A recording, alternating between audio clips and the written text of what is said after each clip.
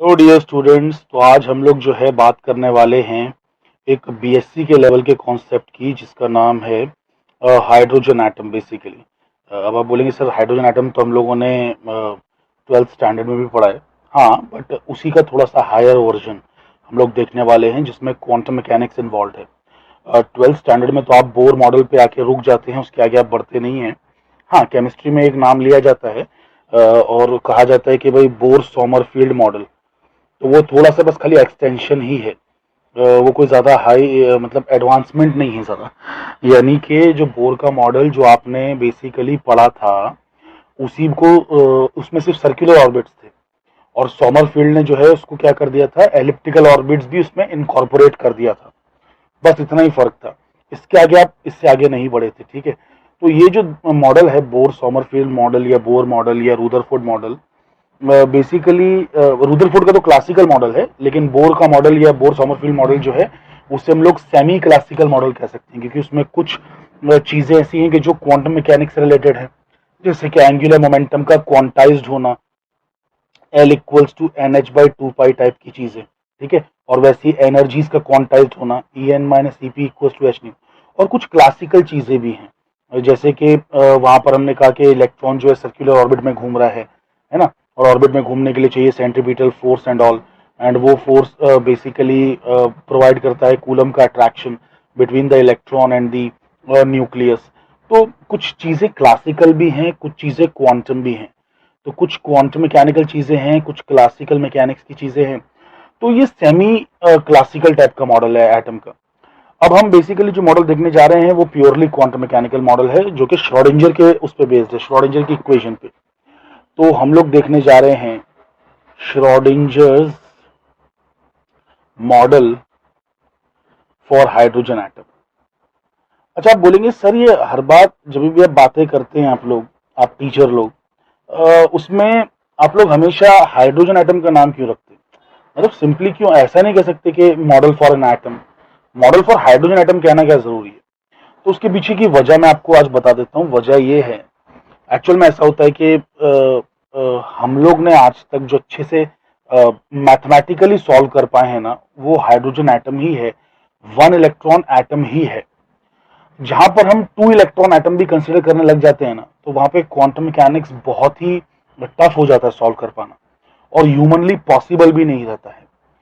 अभी ये जो मैं आपको सॉल्व करवाने वाला हूँ बीएससी वाला, बेसिकली बीएससी लेवल का जो मॉडल है, मतलब ये मॉडल का जो बीएससी लेवल पे जो ट्रीटमेंट है, वो मैं आपको दिखाऊंगा। तो वही आपको हो सकता है कॉम्प्लिकेटेड लगे।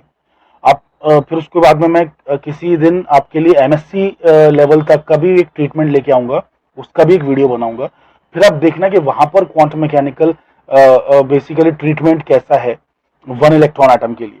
आप देखेंगे कि वो इससे ज्यादा सुपर कॉम्प्लिकेटेड लग रहा है।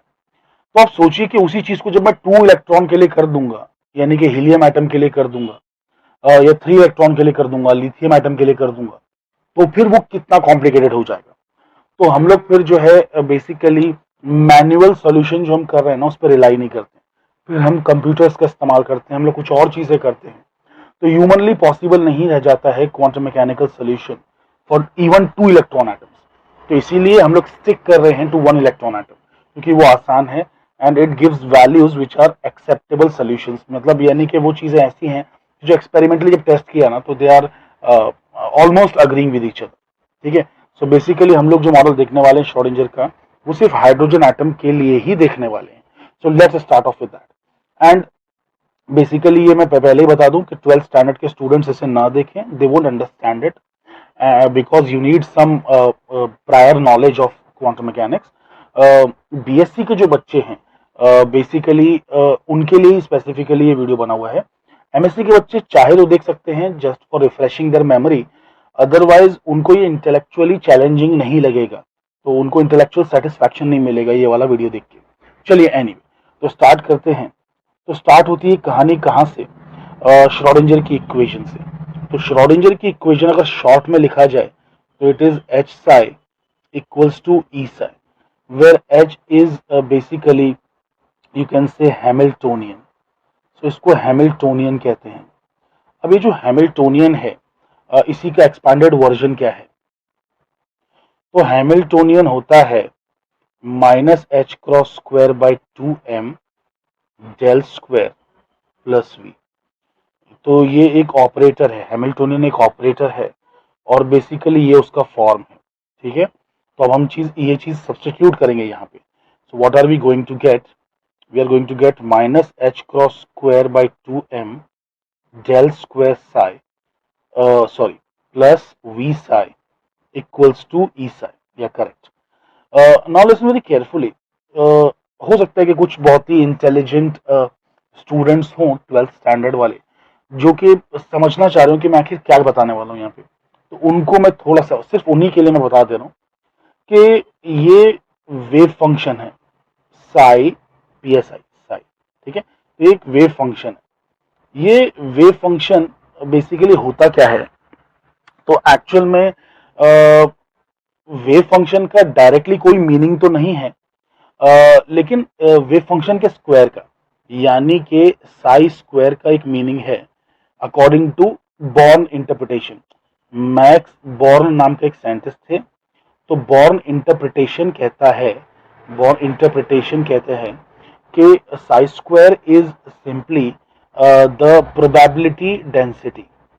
सो ये प्रोबेबिलिटी डेंसिटी है of finding an electron at a certain distance or at a certain angle or at a certain azimuthal angle from the nucleus। ठीक है, तो साई स्क्वायर क्या है? According to Max Born interpretation के मुताबिक न्यूक्लियस से कितनी दूर, कितने एंगल पे, कितने अजीमुथल एंगल पे जो है बेसिकली मिलेगा एक इलेक्ट्रॉन, कहाँ मिलेगा इलेक्ट्रॉन, उसकी पोजीशन या वहां मिलने की उसकी प्रोबेबिलिटी डेंसिटी बेसिकली क्या है, वो आपको साई स्क्वायर देता है। याद रखिए, मैं प्रोबेबिलिटी डेंसिटी वर्ड यूज कर रहा हूँ, सिर्फ प्रोबेबिलिटी यूज नहीं कर रहा हूँ। प्रोबेबिलिटी के लिए आपको जो है इसको एक वॉल्यूम एलिमेंट से भी मल्टीप्लाई करना पड़ेगा। तो आप इसको वॉल्यूम एलिमेंट से मल्टीप्लाई करेंगे। वॉल्यूम एलिमेंट अब क्या होता है? तो भाई यहाँ पे काफी सारे न्यू टर्म्स मुझे इंट्रोड्यूस करना होंगे। तो वॉल्यूम एलिमेंट कार्टेशियन कोऑर्डिनेट में जो है बेसिकली वो होता है dx dy into D Z. आप जानते हैं ना, लेंथ ब्रेथ हाइट। तो एक छोटा सा वॉल्यूम एलिमेंट रहेगा, छोटी सी लेंथ, छोटी सी ब्रेथ, छोटी सी हाइट। ठीक है, that was Cartesian coordinate. But because यहाँ पर हम बात जो है एक स्फेरिकल चीज की कर रहे हैं, एटम क्या है? एक स्फेरिकल चीज है। ठीक है, तो एटम मतलब इन जनरल, एक तो बाहर से देखेंगे, दूर से देखेंगे तो वो एक स्फेरिकल सिमेट्री वाला एक चीज है। ठीक है, तो बेसिकली उस एटम की सिमेट्री जब स्फेरिकल है तो स्फेरिकल पोलर कोऑर्डिनेट्स यूज करेंगे। तो यहाँ पे जो ये आपका डीवी है वो dx dy dz ना हो के बल्कि स्फेरिकल पोलर कोऑर्डिनेट्स में हो जाएगा। R square D r sign theta d theta and d phi. तो ये है वॉल्यूम एलिमेंट। ठीक है, तो वॉल्यूम एलिमेंट हमारा ये हो जाता है स्फेरिकल पोलर कोऑर्डिनेट में। तो बेसिकली कहना मैं ये चाह रहा हूँ कि जब तक कि आप ये चीज साई स्क्वायर से मल्टीप्लाई नहीं करेंगे तब तक आपको एटलीस्ट प्रोबेबिलिटी तो नहीं मिलेगी, आपको सिर्फ प्रोबेबिलिटी डेंसिटी मिलेगी। आप समझ रहे हैं प्रोबेबिलिटी डेंसिटी का मतलब? एक आइडिया आपको मिल रहा होगा कि ये कुछ एक ऐसी चीज है कि स्पेस में किस तरीके से फैली हुई है प्रोबेबिलिटी, है ना। Probability density will be like how the probability spread in all of space के, यानी कि किस तरीके से बिहेवियर है, प्रोबेबिलिटी का बिहेवियर है। ठीक है, इन स्पेस। ओके, एनीवे इस पे बहुत ज्यादा हम लोग विचार विमर्श ना करें अभी फिलहाल। फिलहाल बस इतना खाली याद रखें कि जो है हमारा जो न्यूक्लियस है उसके आसपास में जो है इलेक्ट्रॉन कहाँ पे मिल सकता है, कहाँ पे मिल सकता है, किस पोजीशन पे मिल सकता है, बेसिकली हम वो जानने की कोशिश कर रहे हैं। अच्छा, अब मैं यहाँ पर जो है बेसिकली ऐसे ऑर्बिट्स नहीं बना रहा हूँ बिकॉज ये काफी मिसलीडिंग है।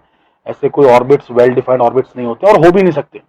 अगर हमने ऐसे ऑर्बिट्स बना दिया बेसिकली तो हाइजेनबर्ग का जो अनसर्टेनिटी प्रिंसिपल है वो वायलेट हो जाएगा। क्योंकि फिर ऐसा हो जाएगा ना कि हमको तो एग्जैक्टली पता है कि इलेक्ट्रॉन की पोजीशन कहाँ है, मतलब कितनी दूरी पर है और वो कितने मोमेंटम से मतलब जा रहा है बेसिकली, है ना। मतलब मोमेंटम भी पता है, पोजीशन भी पता है, एकदम एक्यूरेटली पता है। पता हो सकता है दोनों simultaneously but not very accurately और at least not accurately then the value of h cross by 2। ठीक है, तो इससे ज्यादा मतलब ये जो वैल्यू है ना, इससे ज्यादा एक्यूरेसी हमारे मेजरमेंट में नहीं हो सकती है when we measure the position and momentum simultaneously. तो अब ये क्या चीजें हैं, ये सब कॉन्सेप्ट्स भाई वक्त के साथ साथ आएंगे, बट फिलहाल जो है इतना याद रखिए कि बेसिकली एक न्यूक्लियस से एक इलेक्ट्रॉन कितना दूरी पर है, कौन सा एंगल पे, कैसा उसका बिहेवियर है, ये सब चीजें जो हैं बेसिकली वो हमें इस साई स्क्वायर से मिलती है। तो हमें क्या करना होता है ना कि बेसिकली इस इक्वेशन में हमें करना क्या है, फाइनली हमें इस साई का शेप ही तो ऑब्टेन करना है ना। साई का शेप मिल गया तो साई स्क्वायर करेंगे तो हमें पता चल जाएगा कि इलेक्ट्रॉन किस तरीके से बिहेव कर रहा है, उसकी प्रोबेबिलिटी क्या है डिफरेंट पॉइंट्स। तो हमें ये सारी चीजें पता चलेंगी। तो हम साई ऑब्टेन करने की कोशिश कर रहे हैं। ऑब्टेन कैसे करेंगे, पहले ऑपरेट करेंगे, ठीक है, कुछ साई को जो है ऑपरेट करेंगे, साई का एक वेव फंक्शन इमेजिन करेंगे कि वो किस पे डिपेंड कर रहा होगा, कि वो एक्स वाई जेड पे डिपेंड कर रहा होगा, जो कि यहाँ पर बेसिकली नहीं है, यहाँ पे स्फेरिकल सिमेट्री है तो आर थीटा फाइव पे डिपेंड कर रहा होगा। एक इमेजिन करेंगे साई को और फिर साई का एक्चुअल फॉर्म डिटरमाइन करेंगे बाय ऑपरेटिंग थिंग्स, ठीक है। तो ये हैमिल्टोनियन को इस पर ऑपरेट करके हम साई का एक फॉर्म निकालेंगे, ठीक है। वैसे ये एक एनर्जी ऑपरेटर है, ठीक है। फिलहाल तो इसे सिंपली आप एक एनर्जी मान लीजिए, बट ये भी एक तरीके का ऑपरेटर है, ठीक है। क्वांटम मैकेनिक्स में हम ऑपरेटर्स की बात करते हैं ज्यादातर। चलिए खैर, तो हम जो है इन चीजों को ऑपरेट करेंगे और बेसिकली हम साई को ऑप्टेन करेंगे इन दी एंड। और जब साई मिल जाएगा तो फिर हम साई स्क्वायर करके बताएंगे कि एटम कैसा दिखता होगा, एटम की शक्ल क्या होगी, ठीक है। चलिए खैर आगे बढ़ते हैं, चीजों को और अच्छी तरीके से समझने की कोशिश करते हैं। तो ये तो हो गया minus H cross square by two M del square psi plus V psi equals to E psi. अच्छा, अब V जो होता है ना वो पोटेंशियल एनर्जी होती है बेसिकली। इसे हम हालांकि क्वांटम मैकेनिक्स में पोटेंशियल एनर्जी नहीं बोलते, पोटेंशियल बोलते हैं सिर्फ, लेकिन एक्चुअल में ये पोटेंशियल एनर्जी ही है। हम एनर्जी के टर्म्स में डील कर रहे हैं। और वैसे भी अगर आप डायमेंशनल एनालिसिस से देखें तो इसे बेसिकली पोटेंशियल एनर्जी ही होना होगा, क्योंकि ये एनर्जी है ना। सो बेसिकली अगर यहाँ पर एप्पल है तो यहाँ पर भी एप्पल और यहाँ पर भी एप्पल ही होना चाहिए, राइट। एप्पल से एप्पल को जोड़ेंगे तभी ज्यादा एप्पल्स मिलेंगे, है ना। एप्पल से मैंगो को जोड़ेंगे तो ज्यादा एप्पल्स नहीं मिल सकते। एनीवे वो सब चीजें छोड़ते हैं। तो इसे पोटेंशियल बोला जाता है, बट एक्चुअल में ये पोटेंशियल एनर्जी होती है, ठीक है। तो अच्छा, अभी जो हमारा इलेक्ट्रॉन है बेसिकली वो एक पोटेंशियल एनर्जी, एक पोटेंशियल की फील्ड में है ना। हमारा जो इलेक्ट्रॉन है पोटेंशियल में, पोटेंशियल की field is wrong wrong phrase, और पोटेंशियल में है। हमारा इलेक्ट्रॉन न्यूक्लियस के पोटेंशियल में है, ठीक है। तो बेसिकली अगर ये डिस्टेंस आर मान लिया जाए, सपोज एक डिस्टेंस आर मान लिया जाए, अरे हमें कुछ तो पोटेंशियल लेके चलना होगा ना एक बेसिक आइडिया के साथ, वरना हम आगे कैसे बढ़ेंगे। तो basically potential energy will be the potential created by the nucleus multiplied by the charge of the electron. Potential created by the nucleus, तो न्यूक्लियस मतलब क्या होता है, यहाँ पे सिर्फ एक प्रोटॉन होता है, तो 1/4 pi epsilon nought plus e by r, ठीक है, प्लस ई बाई आर। ये हो गया न्यूक्लियस के द्वारा बनाया गया पोटेंशियल। और उसमें एक इलेक्ट्रॉन है, उसमें एक इलेक्ट्रॉन है, तो इलेक्ट्रॉन के चार्ज से मल्टीप्लाई कर दिया गया, तो ये हो जाती है आपकी potential energy of the hydrogen atom, है ना। हाइड्रोजन एटम सिस्टम की पोटेंशियल एनर्जी होती है। पोटेंशियल बनाने वाला एक बंदा होता है, लेकिन जब पोटेंशियल एनर्जी बन जाती है तो वो सिस्टम की होती है, ठीक है। ओके, तो इस हाइड्रोजन एटम का जो सिस्टम है जिसमें एक प्रोटॉन और एक इलेक्ट्रॉन है, तो ये जो सिस्टम है उसकी पोटेंशियल एनर्जी ये है, ठीक है। तो अब यहाँ पर हम आगे बढ़ते हुए लिखेंगे minus H cross square by two M del square psi plus, यहाँ पर एक्चुअल में माइनस आ जाएगा बिकॉज ये माइनस है, ठीक है। तो minus E square by 4 pi epsilon not R, ठीक है। और फिर psi equals to E psi. Am I correct? देखिए मैंने यहाँ पे सब कुछ करेक्ट किया है ना, या राइट। अब क्या करेंगे ना हम कि इसका थोड़ा फॉर्म चेंज करेंगे। फॉर्म क्यों चेंज करेंगे? अच्छा, पहले तो कुछ छोटा मोटा डिस्कशन और बता दूं कि ये मास मैं यहाँ पर सिर्फ इसलिए मेंटेन कर रहा हूँ, ये देख लेना जब मैं एमएससी लेवल की डेरिवेशन करूंगा ना तो यहाँ पे ये मास नहीं रखने वाला हूँ। यहाँ पे इस मास को मैं रिड्यूस्ड मास से रिप्लेस करने वाला हूँ। रिड्यूस्ड मास नाम की एक चीज होती है म्यू, उससे रिप्लेस करने वाला हूँ। वो बाद में उसका डिस्कशन अभी यहाँ पे नहीं करेंगे। यहाँ पे मैं मास अगर ले रहा हूँ ना तो ये मास है इलेक्ट्रॉन का मास, मास ऑफ इलेक्ट्रॉन ओनली। ये इलेक्ट्रॉन का ही मास ले रहा हूँ क्योंकि मैं इलेक्ट्रॉन का वेव फंक्शन पता करना चाह रहा हूँ, ठीक है। मैं इलेक्ट्रॉन का वेव फंक्शन पता करना चाह रहा हूँ, ये मास ऑफ इलेक्ट्रॉन ही है। एंड आई एम अज्यूमिंग, मैं अज्यूम कर रहा हूँ, क्या अज्यूम कर रहा हूँ कि जो न्यूक्लियस है, nucleus is infinitely heavy, nucleus is infinitely heavy, यानी कि बेसिकली जब एक इलेक्ट्रॉन प्रोटॉन के आजू बाजू में घूमता है तो सिर्फ सॉरी एक इलेक्ट्रॉन जब एक प्रोटॉन के आजू बाजू में घूमता है तो सिर्फ इलेक्ट्रॉन ही घूमता है, प्रोटॉन पे उसका कोई असर नहीं होता, proton stays at rest. So I'm assuming that the nucleus is infinitely heavy, means proton is infinitely heavy and it stays at rest. जबकि सच्चाई ये नहीं है, जब एक प्रोटॉन एक इलेक्ट्रॉन को आसपास घुमा रहा है तो इलेक्ट्रॉन भी प्रोटॉन को घुमाता है, ये दोनों एक दूसरे पे ही टॉर्क डालते हैं एक तरीके से, ठीक है। एंड बेसिकली क्या होता है ना कि दोनों एक कॉमन सेंटर ऑफ मास के अराउंड घूमते हैं, जिसे हम कभी कभार बेरी सेंटर भी कहते हैं एस्ट्रोनॉमिकल लैंग्वेज में। एनीवे वो सब चीजों में नहीं जाते हैं फिलहाल, फिलहाल इलेक्ट्रॉन की बात चल रही है, न्यूक्लियस को इन्फाइनेटली हैवी मान लिया गया है हमारे द्वारा एंड बेसिकली हम लोग जो है उसको इन्फाइनेटली हैवी मानते हुए आगे बढ़ रहे हैं, तो हमें मास को किसी और चीज से रिप्लेस करने की जरूरत नहीं, मास वैसा का वैसा ही रहेगा, ठीक है। ओके, तो ये तो हमने रख दिया। इसका हायर लेवल का ट्रीटमेंट है, उस वहां पे आपको और जवाब मिलेंगे, वो एमएससी लेवल पे मैं करवाऊंगा, डोंट वरी, वहां पे आपको कुछ और एक्स्ट्रा बातें पता चलेंगी। अच्छा, अब इस इक्वेशन को थोड़ा सिंप्लीफाई करने की मेरी कोशिश मैं आगे बढ़ाता हूं, तो मैं क्या कर रहा हूं ना कि divide through out by H, मतलब 2m by H cross square, 2m by H cross square, so dividing throughout by -2m by H cross square, इससे डिवाइड कर दीजिए। जब आप इससे सब जगह पे डिवाइड करेंगे बेसिकली, एक सेकेंड, डिवाइड मत कीजिए, मल्टीप्लाई कीजिए, I am sorry, so multiplying मुझे एक्चुअली इसको फ्री करना था, यहाँ से एलिमिनेट करना था, इसलिए तो multiplying through out by this thing, तो आपको क्या मिलेगा, डेल स्क्वायर साई मिलेगा। अरे देखिए ना, आपने इससे मल्टीप्लाई किया तो ऊपर एक एच क्रॉस स्क्वायर यहाँ पे नीचे है, कैंसिल हो जाएगा, यहाँ पे नीचे 2m है, वहाँ पे ऊपर 2m है, तो कैंसिल हो जाएगा, तो बेसिकली और ये माइनस माइनस भी चला जाएगा, तो इस तरीके से होगा। तो del square psi plus 2m by H cross square E square by 4 pi epsilon not R psi equals to, यहाँ पे भी आ जाएगा -2m by H cross square E psi. Now listen very careful, इस बात को जरा समझिए कि मैंने ऐसा क्यों किया, मैं इसे फ्री क्यों करना चाह रहा था, क्योंकि ये जो बंदा है ना, ये Laplacian operator, it is a Laplacian operator. Laplace was a very great scientist, he was also courtier of Napoleon Bonaparte, ठीक है। तो लैप्लास जो था ना, बेसिकली वो नेपोलियन बोनापार्ट जो है, आप सभी जानते हैं नेपोलियन बोनापार्ट, तो ये इस बंदे का जो है बेसिकली ये कोर्टियर था, उसके कोर्ट में एक ग्रेट आदमी था लेप्लास, ठीक है। न्यूटन के बाद कह सकते हैं कि ये सबसे बड़ा साइंटिस्ट था उस जमाने का, तो मतलब न्यूटन के जस्ट बाद आया हुआ ये, ठीक है, लेप्लास।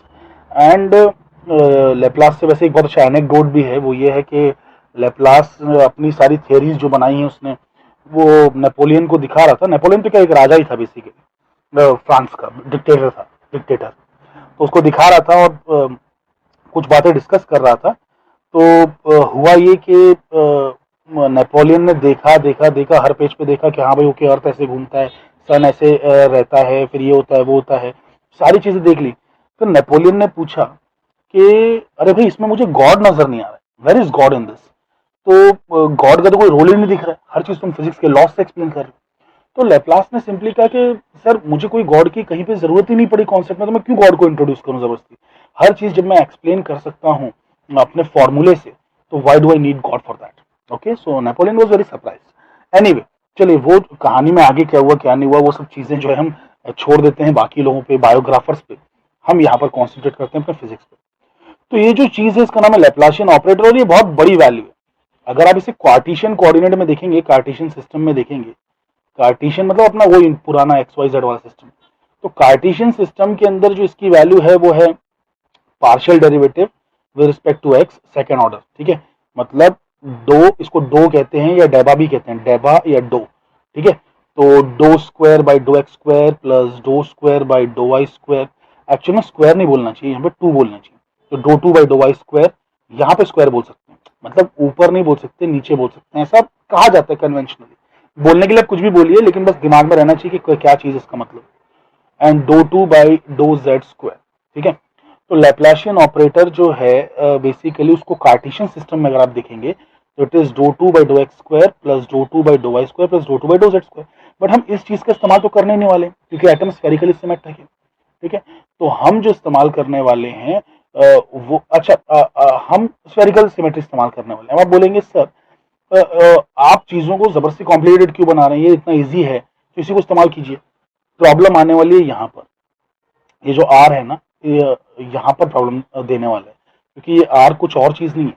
अगर इसे कार्टेशियन में आपने लिया ना तो it is going to give you under root of X square plus Y square plus Z square, which I don't know how to separate. I don't know how to separate and make equation much easier.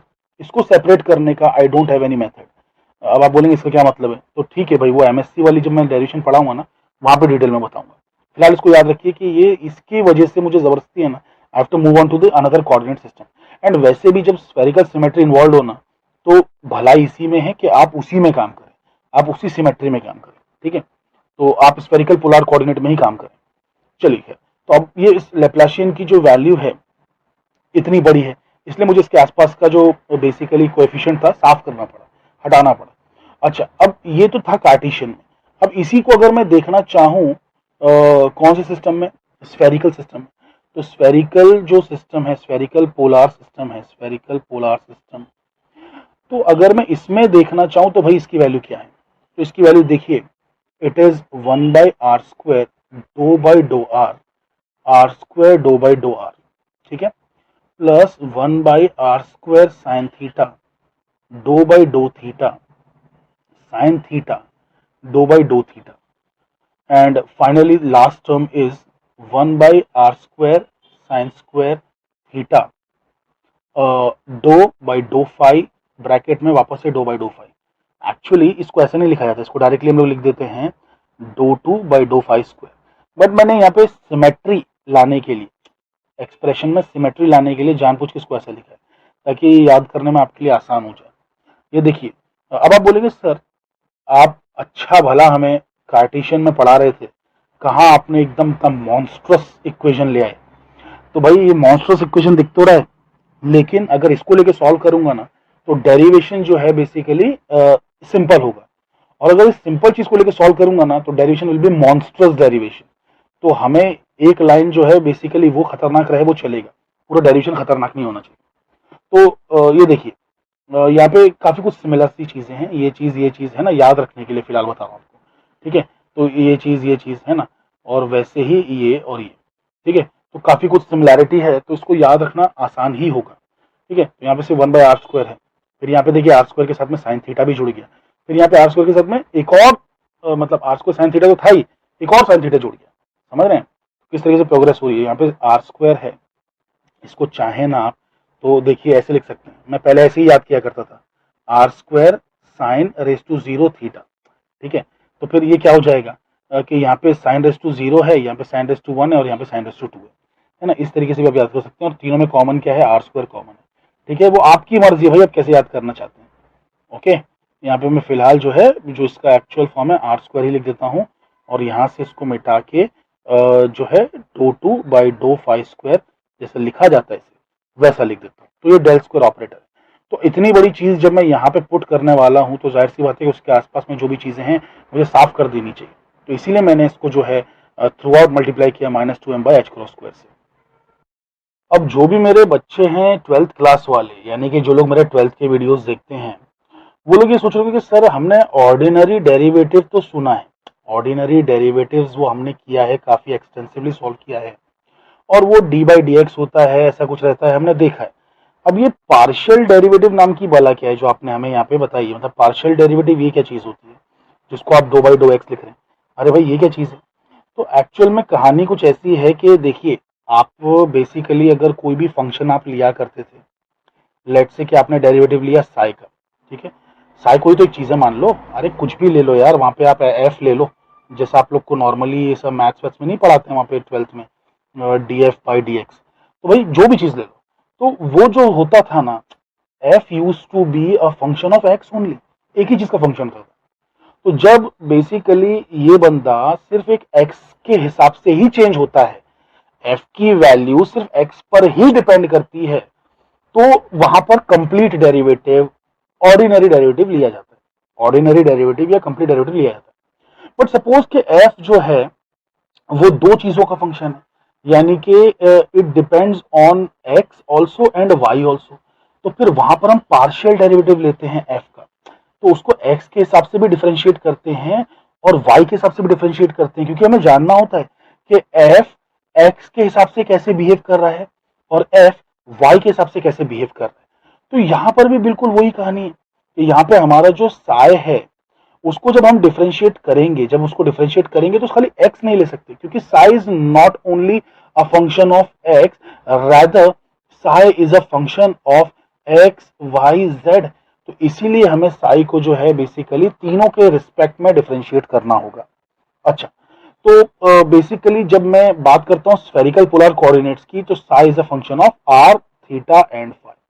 अरे psi R theta phi पे depend करेगा बाबा, क्योंकि हमें पता नहीं ना electron कहाँ है, किधर है, कैसा है। तो इन जनरल हमने एक बड़ा सा वेव इक्वेशन ले लिया है, मतलब वेव फंक्शन ले लिया है कि जो कि आर थीटा फाई तीनों डायरेक्शंस पे डिपेंड करेगा। ठीक है, चलिए, आई होप कि आपको पार्शियल डेरिवेटिव का कम से कम एक आइडिया मिल गया होगा कि पार्शियल डेरिवेटिव आखिर होता क्या है। तो आइए इस पूरी चीज को जो है सब्स्टिट्यूट करते हैं यहाँ पर, है ना, डेल स्क्वायर की जगह पे। उससे पहले थोड़ा इसको सिंप्लीफाई कर लेते हैं, है ना। ये जो पार्ट था वी साई वाला और ई साई वाला, तो इसको थोड़ा सिंप्लीफाई कर लेते हैं। ठीक है, तो बेसिकली मतलब रीअरेंज कर रहे हैं, कुछ और नहीं कर रहे हैं। तो डेल स्क्वायर साई प्लस, एक सेकेंड, यहाँ से देखिए अगर मैं इसे यहाँ ले आऊँ तो ये भी प्लस हो जाएगा और 2m/h² वो बाहर आ जाएगा। तो बेसिकली 2m/h² ये आपका बाहर आ गया, और अंदर जो छूट गया है वो क्या है, इट इज e²/4πε0r प्लस ई और फिर साई, ठीक है, equals to 0। Am I correct? देख लीजिए, चेक कर लीजिए। तो बेसिकली ये चीज को मैं यहाँ ले आया, ठीक है, ये अंदर छूट जाएगा और ये अंदर छूट जाएगा, ये कॉमन बाहर आ जाएगा, राइट। तो सब कुछ मैंने जो है बराबर से लिख दिया है। ओके फाइन, अब यहाँ पे हम चीजों को सब्स्टिट्यूट करेंगे, मतलब ये वैल्यू जो है ना पूरी यहाँ डालेंगे। ठीक है, तो अब हमें देखिए क्या मिलता है, ध्यान दीजिएगा।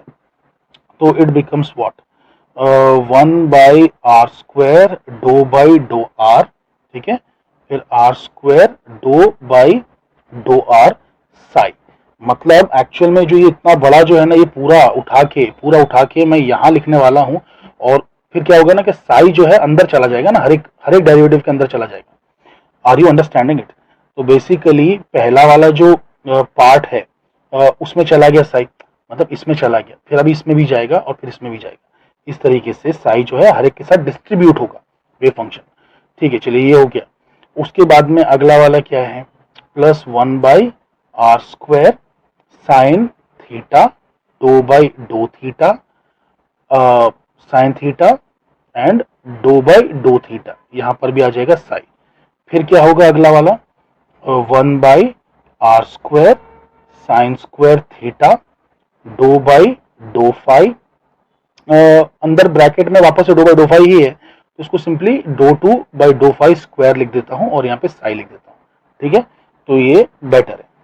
Plus 2m/h² e²/4πε0 plus E psi equals to 0। Correct equation है ना। तो बेसिकली डेल स्क्वायर की जगह पे हमने उठा के ये पूरी चीज डाल दी, ठीक है, और फिर अंदर साई को भी डिस्ट्रीब्यूट कर दिया। तो इस तरीके से ये हुआ। अच्छा, अब इस इक्वेशन को सिंप्लीफाई मुझे करना है, मुझे सिंप्लीफाई करना है इस इक्वेशन को। तो अब देखिए मैं कैसे सिंप्लीफाई करूंगा। तो यहाँ पर अगर डिनोमिनेटर उड़ाना है, मतलब ये जो चीजें दिख रही हैं आपको डिनोमिनेटर में, है ना, अगर मुझे इसको पूरी तरीके से गायब करना है तो it's better to multiply by r² sine square theta. अब आप बोलेंगे सर क्यों करना है गायब, तो आपको भी कुछ ही देर में समझ में आ जाएगा कि हम ऐसे चीजें क्यों कर रहे हैं, क्योंकि हमें ना बेसिकली इंडिपेंडेंट करना चाहते हैं इन चीजों को, यानी कि एक टर्म है ना वो प्योरली आर में लेना चाहते हैं, एक टर्म प्योरली थीटा में लेना चाहते हैं, और एक टर्म प्योरली फाई में लेना चाहते हैं। तो अगर मैं यहाँ पर पूरा r² साइन स्क्वायर थीटा से मल्टीप्लाई कर दूं तो ये वाले टर्म में से ना ये गायब ही हो जाएगा, और जब ये गायब हो जाएगा तो वो टर्म फाई में आ सकता है आगे जाके। ठीक है, सिर्फ फाई का टर्म बन सकता है वो आगे जाके। ठीक है, तो देखते हैं। तो basically multiplying through out by r² sine square theta. तो जब आप ऐसा करेंगे तो देखिए आर स्क्वायर तो कैंसिल हो जाएगा यहाँ पर पहले टर्म में, और साइन स्क्वायर थीटा बच जाएगा। तो साइन स्क्वायर थीटा, फिर यहाँ पर रहेगा आपका, एक second, doh by doh R, R square doh psi by doh R, ठीक है। फिर प्लस आर स्क्वायर और साइन थीटा कैंसिल हो गए, सिर्फ एक साइन थीटा बचेगा, तो sine theta dough by dough theta, अरे समझ रहे हैं ना, इस वाले को देख रहे हैं कि नहीं, ठीक है। और फिर sine theta doh psi by dough theta, फिर उसके बाद में ये वाले तो plus 1/r² sine square theta, और r² sine square theta cancel हो जाएगा, है ना, तो सिर्फ बचेगा do two psi by dough phi square, plus यहाँ पे नीचे क्या आ जाएगा 2m/h² r² sine square theta, oh sorry ऊपर आएगा, है ना, ऊपर आएगा, तो r² साइन स्क्वायर थीटा, और फिर आ जाएगा यहाँ पे e² 4πε0 plus E into psi equals to 0। अच्छा, अभी मुझे एक बात रियलाइज हुई कि मेरे कुछ बच्चे ये भी सोच रहे होंगे कि सर ये एच क्रॉस क्या चीज है। अब तक सर आपने बताया नहीं एच क्रॉस क्या है। तो ये एच क्रॉस को हम लोग रिड्यूस्ड प्लैंक्स कांस्टेंट कहते हैं, इसको एच डैश्ड भी कहते हैं, एच डैश्ड या एच क्रॉस या कभी कभार एच बार, ठीक है। तो ये रिड्यूस्ड प्लैंक्स कांस्टेंट है। तो प्लैंक कांस्टेंट को जब 2 पाई से डिवाइड कर देते हैं ना, तो वो रिड्यूस्ड प्लैंक कांस्टेंट बन जाता है, ठीक है। तो आप बोलेंगे सर जब ये इतनी प्यारी चीज है तो आपने ये क्यों लिया। अरे भाई, हर चीज का एक मकसद होता है। तो ये चीज बहुत बार अपीयर होती है क्वांटम मैकेनिक्स में, इसलिए इसको ऐसा लेना पड़ा। चलिए खैर, तो आगे बढ़ते हैं, कहानी को आगे बढ़ाते हैं। अब यहाँ से डिस्कशन एक नया मोड़ ले लेगा। इसको हम इक्वेशन बोल देते हैं, लेट्स से 1b, इसको बोल देते हैं 1a, ठीक है, ऐसा कुछ नाम दे देते हैं, जस्ट लाइक दैट। तो 1b 1a इक्वेशंस ये हैं। अब यहाँ पे डिस्कशन नया मोड़ क्या लेगा, तो वो जरा गौर से सुनिएगा। एक्चुअल में अभी हम साई जो है ना, एक बहुत ही जनरल वाला वेव फंक्शन है। तो इसको हम लोग बेसिकली मानेंगे कि वो आर पे भी डिपेंड करता है, थीटा पे भी डिपेंड करता है, और फाई पे भी डिपेंड करता है। तो ये चीज लेके हम जब यहाँ सब्स्टिट्यूट करेंगे तो इस इक्वेशन को, इस श्रोडिंगर इक्वेशन को सॉल्व करने के काफी सारे तरीके हैं, लेकिन उसमें से सबसे आसान तरीका जो माना जाता है वो होता है वेरिएबल सेपरेबल मेथड। तो हम वेरिएबल्स को सेपरेट करेंगे, यानी कि आर की इक्वेशन अलग, थीटा की इक्वेशन अलग, फाई की इक्वेशन अलग। लेकिन वो करने के लिए बेसिकली साई को है ना रिजॉल्व करना पड़ेगा। तो साई जो है, ये जो वेव फंक्शन है जो कि आर, थीटा और फाई तीनों पे डिपेंड करता है, इसे हम कहेंगे कि it is a function of the multiplication, the product of R, theta of, एक सेकेंड, ये थीटा थोड़ा अलग बनाना पड़ेगा, theta of theta and phi of phi, ठीक है। अभी बेसिकली ये मैंने कैसे बनाया ना, ये आप सोच रहे होंगे कि सर ये कौन से सिंबल्स हैं, इन्हें तो ऐसा लग रहा है कभी जिंदगी में देखा ही नहीं है। लिसन, एक्चुअल में ये है ना, ये कैपिटल थीटा है, आप चेक करिए ग्रीक लैंग्वेज में, ये जो ग्रीक अल्फाबेट है ना, तो वहाँ पे चेक कर सकते हैं। तो ये बेसिकली कैपिटल थीटा है और ये कैपिटल फाई है, तो बेसिकली फाई, ठीक है। इसको यूएसए में फी भी बोलते हैं, फी, अरे कुछ भी बोलिए, क्या फर्क पड़ता है। चलिए खैर, तो बेसिकली ये जो है साई आर थीटा फाई, तो इसको हमने सेपरेट कर दिया। अरे मतलब मैंने कुछ और नहीं किया बाबा, ये देखिए, इट इज अंडरस्टूड कि ये R is function of R, theta is a function of theta and phi is a function of phi only. तो हम इसे सिंपली लिख सकते हैं कि साई को मैंने 3 चीजों में तोड़ दिया, आर, थीटा एंड फाई में तोड़ दिया, ब्रेक कर दिया। अरे एक वेव फंक्शन जो कि बहुत ही जनरल वेव फंक्शन है, जो कि आर, थीटा, फाई पर डिपेंड करता है, तो मैंने उसके 3 वेव फंक्शंस बना दिए, 3 वेव फंक्शंस, जिसमें एक वेव फंक्शन सिर्फ आर पे डिपेंड करता है, एक वेव फंक्शन सिर्फ थीटा पे, और एक वेव फंक्शन सिर्फ फाई पे। ऐसा कर सकते हैं। This has been done time and again by mathematicians. तो टाइम एंड अगेन इसे मैथमेटिशियंस ने करके दिखाया हुआ है। This is quite possible. So trust the mathematicians, please don't trust me, trust the mathematicians.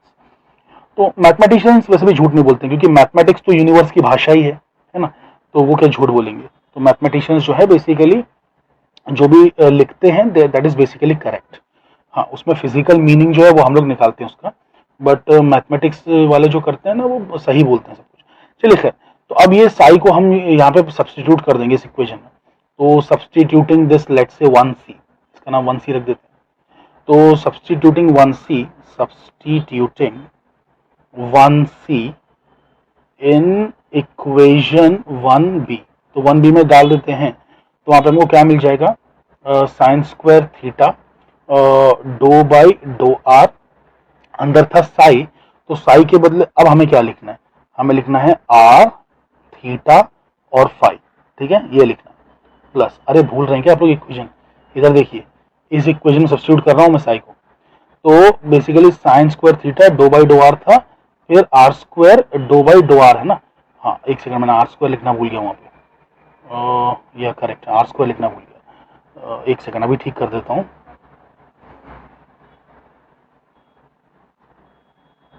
तो बेसिकली यहाँ पे है साइन स्क्वायर थीटा, फिर ये आर स्क्वायर है ना, और अच्छा डो बाई डो आर भी लिखना भूल गया हूँ, करेक्ट, अरे काफ़ी सारी चीज़ें भूल रहा हूँ मैं, एनीवे तो बेसिकली इस तरीके से है, प्लस फिर बाहर क्या है, चलिए अभी देख के ही करता हूँ, तो sine theta dough by dough theta, तो sine theta dough by dough theta, और जो अंदर है वो है sine theta, right, and do by dough theta, और फिर आर थीटा फाई, ठीक है।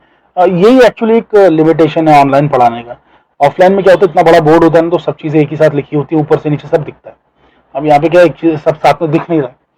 चलिए प्लस उसके बाद में आ जाते हैं doh two by dough phi square, और यहाँ पे भी वापस से आर थीटा एंड फाई, ठीक है, r theta and phi, plus बाकी तो कुछ बचा नहीं, two M by H cross square are square sine square theta as it is, है ना, इनटू वही ब्रैकेट वाली चीज ही square by 4 pi epsilon not are plus V, ठीक है, और फिर यहाँ पे भी r theta phi equals to 0, ठीक है, करेक्ट है कि नहीं, इक्वेशन देख लीजिए जरा, चेक कर लीजिए, है ना, इस स्टेज पे मिस्टेक हुई तो फिर वो मिस्टेक पूरी कैरी फॉरवर्ड हो जाएगी आगे तक, तो इसको ध्यान से देख लीजिए, मैंने सब कुछ सही किया है ना, या राइट, तो यहाँ पे भी आर थीटा फाई डाल दिया है और यहाँ पे भी आर थीटा फाई डाल दिया है, तो यहाँ तक तो कोई मिस्टेक नजर नहीं आ रही है हमें, ठीक है। अब बेसिकली लिसन, ये आर थीटा फाई, भाई आर ही तो आर पे डिपेंड करता है ना, लेकिन थीटा तो आर पे डिपेंड नहीं करता,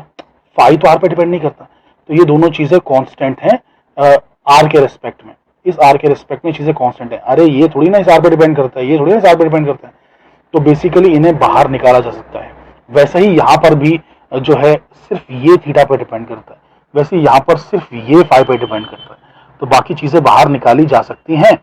तो देखिए, तो अब मैं क्या कर रहा हूं, मैंने थीटा और फाई को बाहर निकाल लिया, यहाँ पे हो गया sine square theta dough by doh R, अंदर होगा R square doh by doh R capital R, ठीक है, प्लस यहाँ पे क्या किया हमने, साइन थीटा, और फिर एक सेकंड, बाहर क्या निकाला है हमने, पहले बाहर निकाली चीज लिख देता हूँ, आर और फाई बाहर निकाला है, आर और फाई बाहर निकाला है, फिर sine theta dough by dough theta, और फिर ब्रैकेट में sign theta dough by dough theta, सिर्फ बचेगा थीटा, ठीक है, फिर उसके बाद में यहाँ पर प्लस ये वाला टर्म का देख लीजिए, ये वाले टर्म का देखेंगे तो यहाँ से क्या बाहर आ जाएगा, आर और थीटा बाहर आ जाएगा, ठीक है, तो doh two phi by dough phi square, ठीक है, उसके बाद में प्लस, अच्छा यहाँ पे तो कुछ ऐसी चीज है ही नहीं निकालने वाली, R theta phi two M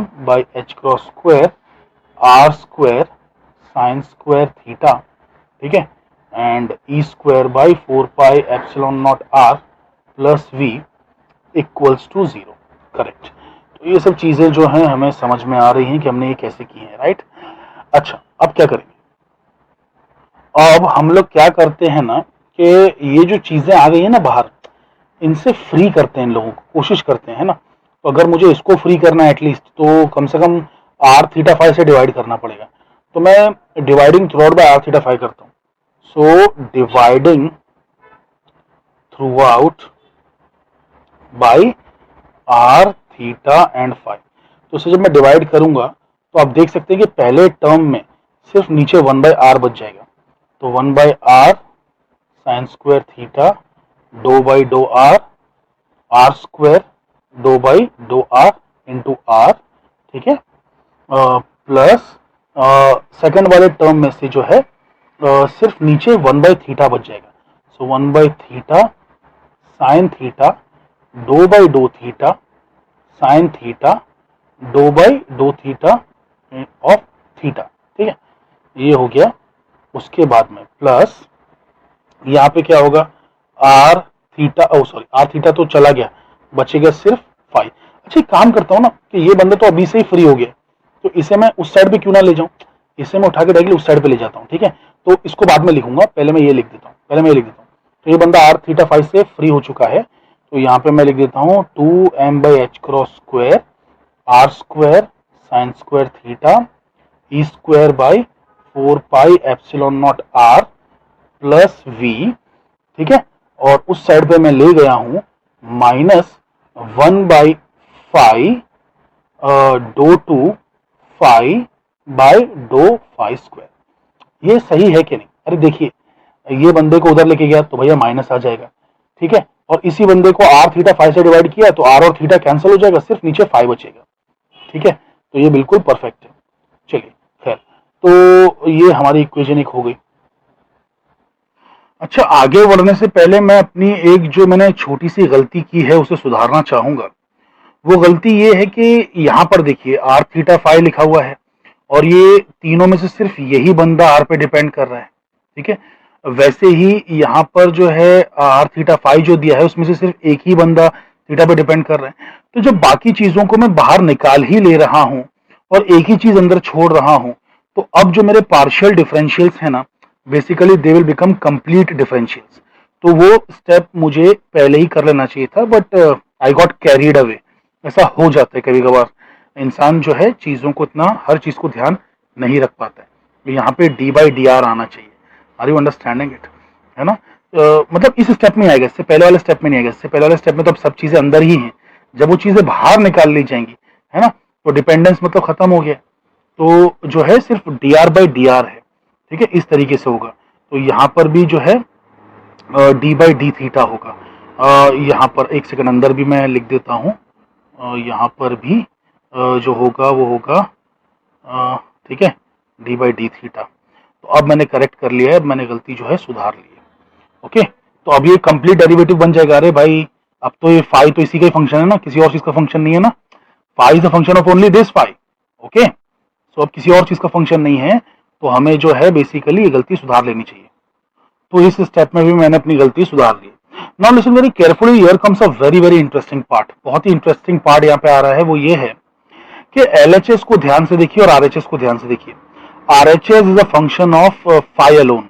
RHS जो है राइट हैंड साइड जो है वहां पर सिर्फ फाइव है, लेफ्ट हैंड साइड में बेसिकली आर और थीटा है, फाइव नहीं है।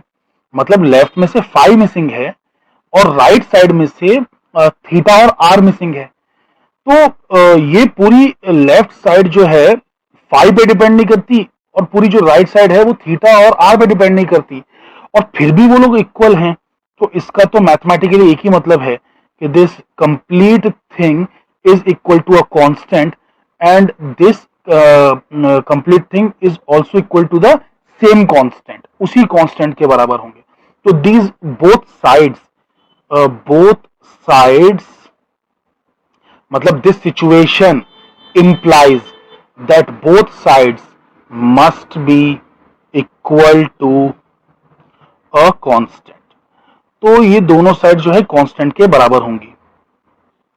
नाउ लिसन केयरफुली, उस कांस्टेंट का जो है मैं देखिए क्या करता हूं, ध्यान से देखिए।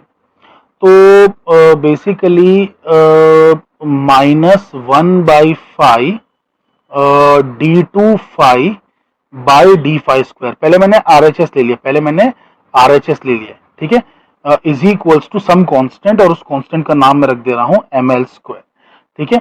अभी आप बोलेंगे सर ये ऐसा अजीब कांस्टेंट क्यों लिया? अरे नॉर्मली तो कांस्टेंट c लेना चाहिए। देखिए एक्चुअल में क्या होता है ना कि ये डेरिवेशन आप अभी पढ़ रहे हैं 100 साल के बाद, लेकिन जब ये डेरिवेशन बनाई गई होगी तो लॉजिकली यहां पर c ही रखा गया होगा। लेकिन आगे जाके जब ये डेरिवेशन सॉल्व कर ली गई तो बाद में उस c का इंपॉर्टेंस रियलाइज हुआ होगा कि वो c को एक नॉर्मल नंबर नहीं बल्कि वो कुछ एक चीज है, क्वांटिटी है, जिसे हम आगे जाके क्वांटम नंबर के नाम से पहचानेंगे, और उसकी कुछ स्पेसिफिक वैल्यूज हैं। उसकी हर वैल्यू नहीं है, कंटिन्यूस वैल्यू नहीं है, और वो वैल्यूज कुछ ऐसी हैं कि उसमें कुछ बेसिकली मे बी प्लस और माइनस वैल्यूज आती हैं या ऐसे कुछ आता है। तो उसका स्क्वायर हमें लेके सॉल्व करना चाहिए ये चीज। तो ये सारी चीजें जब रियलाइज कर ली गई होंगी एट अ लेटर स्टेज, तो जब डेरिवेशन एक बुक में लिखना होगा तो वो सारी चीजों को मद्देनजर रखते हुए फाइनली इस डेरिवेशन में ये इंक्लूड कर लिया गया होगा। लेकिन एक्चुअल में जब किसी ने बनाई होगी ये डेरिवेशन तो उसमें सी ही लिखा होगा, आप करेक्ट हैं। लेकिन जब अब हमें पता ही है कि यहाँ पे सी नहीं बल्कि एक पर्टिकुलर एक स्पेसिफिक चीज है कांस्टेंट, तो वो कांस्टेंट लिख रहे हैं हम इस डेरिवेशन को, जो कि इतने सालों में रिफाइंड होकर हम तक पहुंची है, तो उसको उसी फॉर्म में लिख रहे हैं। तो हमें वापस से पूरा वो इतिहास ट्रेस करने की जरूरत नहीं है। अरे हम F equals to M A directly use करते हैं कि नहीं? क्या इसके पूरे इतिहास पे जाते हैं कि कैसे करके न्यूटन इस चीज पे अराइव किया होगा? नहीं ना। तो वैसे ही जो ये चीज है बेसिकली, हम लोग इस चीज को एज इट इज ले लेंगे at the face value. Don't argue कि ये ml² ही क्यों होना था, कोई और कांस्टेंट क्यों नहीं। अरे ये सब चीजें कर ली गई हैं ऑलरेडी, ठीक है। इसका इतिहास जानना तो फिर उनके ओरिजिनल पेपर्स पढ़िए, डायरेक्टली जर्नल्स पढ़िए, ठीक है। चलिए एनीवे, तो मैं आपको डिमोटिवेट नहीं कर रहा हूं, मैं डिस्करेज भी नहीं कर रहा हूं, I am encouraging you to read the original papers, ठीक है। चलिए एनीवे, तो basically -1/5 d25/d5² equals to ml², ये हो गया। अब बेसिकली इसी को थोड़ा सुधार के लिखते हैं, रीअरेंज करके, मतलब d25/d5² इक्वल्स टू ml²5। तो इसी को और आगे लिखेंगे तो it will become d25/d5² plus ml²5 equals to 0। इस इक्वेशन का नाम मैं x रख देता हूं। तो ये फाई की अपने आप में इक्वेशन आ गई है, ठीक है। ये कैपिटल फाई है, ध्यान रखना कैपिटल फाई है, ठीक है। चलिए, तो फाई की अपने आप में एक इक्वेशन आ गई है, लेकिन ये तो मेरा सिर्फ RHS था, ठीक है। तो RHS था ये बाबा, अब ये LHS भी तो देखना है ना, LHS को भी तो सिंप्लीफाई करना है। तो LHS को सिंप्लीफाई करते हैं। अब ये जो LHS है भाई, इसको इसको LHS को भी लिखना है ना अभी अपने को, ठीक है। LHS को भी लिखना है, तो इस पूरी चीज को मैं लिखता हूं, ध्यान दीजिएगा। एक सेकेंड, जगह की काफी कमी हो जाती है ना। ओके, तो it is 1/r sin² theta d/dr r² d r/dr, ठीक है। और उसके बाद में प्लस 1/थीटा sin theta and then again d/d theta, फिर ब्रैकेट के अंदर जो चीज है वो जो कि है sin थीटा d थीटा/d theta, okay. And finally plus 2m/h×² r² sin² theta and bracket में जो है वो, ठीक है। तो it is e²/4πε0r plus v, है ना, इक्वल्स टू ml², ठीक है। तो इस तरीके से है। तो आप देख पा रहे हैं कि किस तरीके से हमने जो पूरा LHS था, है ना, एज इट इज लिख दिया यहाँ पर, और उसको इक्वेट कर दिया ml² से, है ना, ml² से इक्वेट कर दिया। तो आई होप कि आपको ये चीजें सब बिल्कुल प्रॉपरली नजर आ रही हैं कि उसको इक्वेट कर दिया हमने ml² से। अच्छा, अब इनको भी तो फ्री करना है ना, जैसे ये फ्री हो गया पूरा, इसमें r थीटा तो कुछ है ही नहीं, सिर्फ फाई ही फाई में है। तो वैसे यहाँ पे भी इन चीजों को भी हमें फ्री करना है। तो हम कैसे फ्री करेंगे, जरा ध्यान दीजिएगा, ठीक है। तो अभी dividing throughout by sin² theta. अब आप बोलेंगे सर sin² थीटा से क्यों डिवाइड कर रहे हो? देखो, अगर मैंने sin² थीटा से डिवाइड किया तो पहले टर्म में से सीधा का सीधा है ना sin² थीटा निकल जाएगा और फिर r में इक्वेशन मिल जाएगी। तो dividing throughout by sin² theta, तो जैसे मैं डिवाइड करूंगा देखिए क्या होता है। तो 1/r हो जाएगा, ठीक है, d/dr r² dr/dr प्लस 1/थीटा साइन, अच्छा साइन थीटा तो चला गया, ठीक है, मतलब sin² थीटा से डिवाइड किया है ना, तो नीचे साइन थीटा आ जाएगा। तो 1/थीटा साइन थीटा d/d थीटा और फिर साइन थीटा जो कि यहाँ पर है, ठीक है। उसके बाद में d थीटा/d थीटा, ठीक है, प्लस ये वाला टर्म, तो इट इज 2m/h×², ठीक है, r² sin² theta E square by 4 pi epsilon not are plus V equals to M L square by sine square theta. अरे भाई ये भी तो डिवाइड होगा ना, ओ सॉरी यहाँ पर मैंने गड़बड़ कर दी, इसको तो डिवाइड ही नहीं किया है ना, हाँ अब बराबर, तो अब मैंने इसको डिवाइड कर दिया है, तो ये इस तरीके से हो जाएगा, नाउ इट इज करेक्ट। तो सभी जगह से साइन स्क्वायर थीटा से डिवाइड कीजिएगा। I hope you are understanding this point. Okay, तो अब जो है आर वाले टर्म्स एक साथ लेंगे और जो थीटा वाले टर्म्स है ना उनको एक साथ लेंगे। देखिए नजर भर के देख लीजिए जरा, तो आर वाले टर्म्स को साथ में लेंगे और थीटा वाले टर्म्स को साथ में लेंगे, तो 1 by R D by D R square D R by D R plus 2m by H cross square are square E square 4 pi epsilon not are plus V. ठीक है, तो ये एलएचएस में इन दोनों को रख दिया। अब आरएचएस में जो है हम रखेंगे इक्वल्स टू, समझ रहे हैं आप, हर स्टेप को मैं सेपरेट करके दिखा देता हूं एरो बना के, आपको पता चले कि अलग अलग स्टेप्स हैं।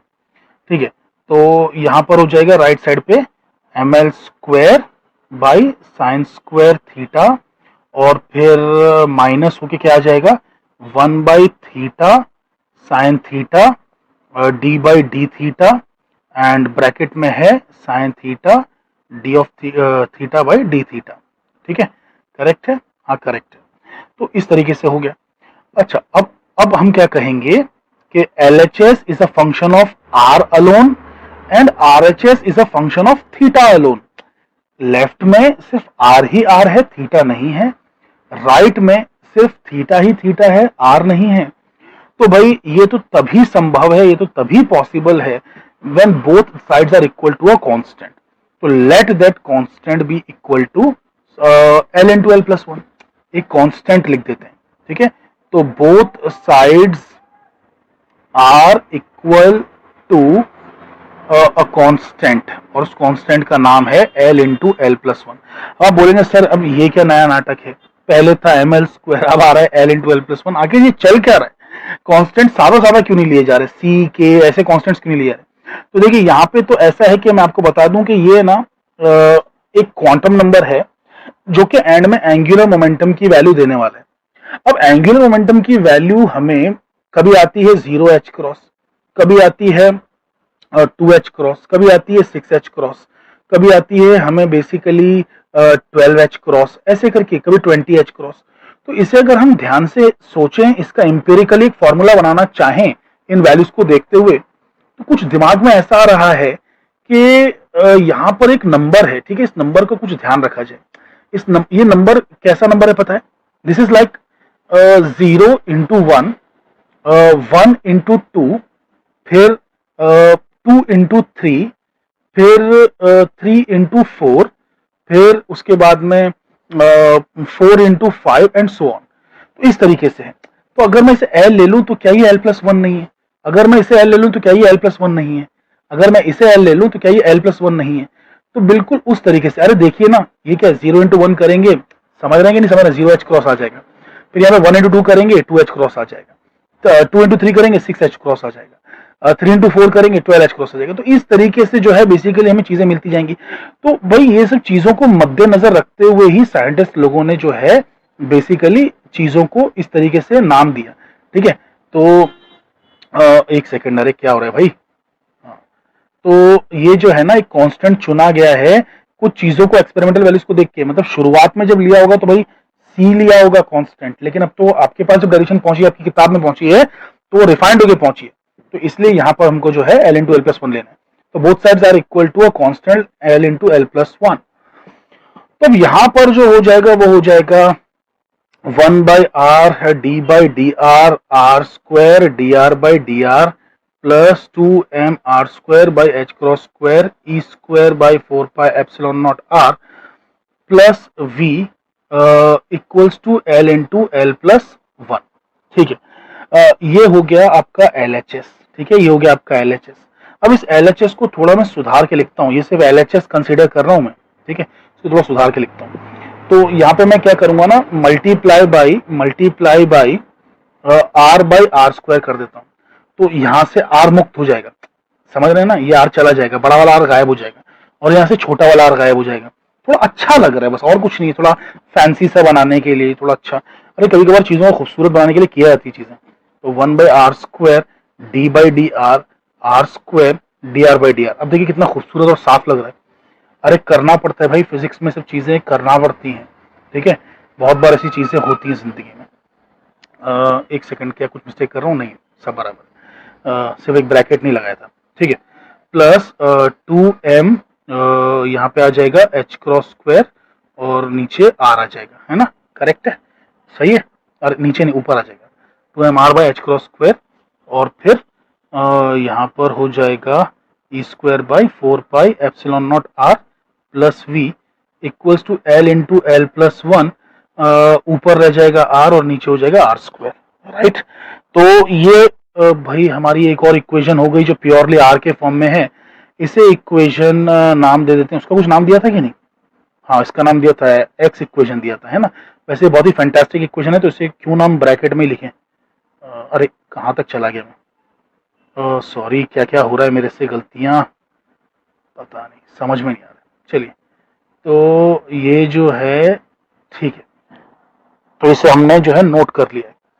वैसे ही इस इक्वेशन का नाम भी वही देना पड़ेगा ना, तो इस इक्वेशन का जो नाम है हम दे देते हैं y, ठीक है। इसका नाम y दे देते हैं और इसको भी जो है हम एक ऐसे ही बॉक्स में डाल देते हैं, ठीक है। तो इसे भी बॉक्स में डाल दिया हमने। तो ये हमारे लिए बहुत खास इक्वेशन है, ये सिर्फ r की इक्वेशन, ठीक है। अब चलिए, वैसे LHS तो हो गया, अब RHS पे आते हैं। तो RHS कंसिडर करते हैं, ठीक है। तो RHS जब कंसीडर करेंगे हम लोग, तो हमें क्या मिलेगा RHS में, जरा ध्यान दीजिएगा। RHS में ये चीज थी, है ना। अरे भैया LHS ये है ना, तो इसी का इस्तेमाल किया हमने, लेकिन अब हमें RHS देखना है। तो RHS में क्या है, ml²/sin² -1/θ sin θ। उसके बाद में और क्या है भाई, हाँ, उसके बाद में है d/dθ of d/d theta of, एक सेकेंड, कुछ मिस्टेक कर रहा हूँ, नहीं, sine theta d of θ/dθ, ठीक है, equals to l/l+1। I hope कि आई एम करेक्ट, कहीं मिस्टेक तो नहीं कर दिया ना, ध्यान दीजिएगा जरा। नहीं, करेक्ट है, RHS जो था वो यही पार्ट था, है ना। तो RHS मैंने जो लिया है, आई गेस परफेक्टली सही लिया है, ठीक है। मल्टीप्लाइंग थ्रूआउट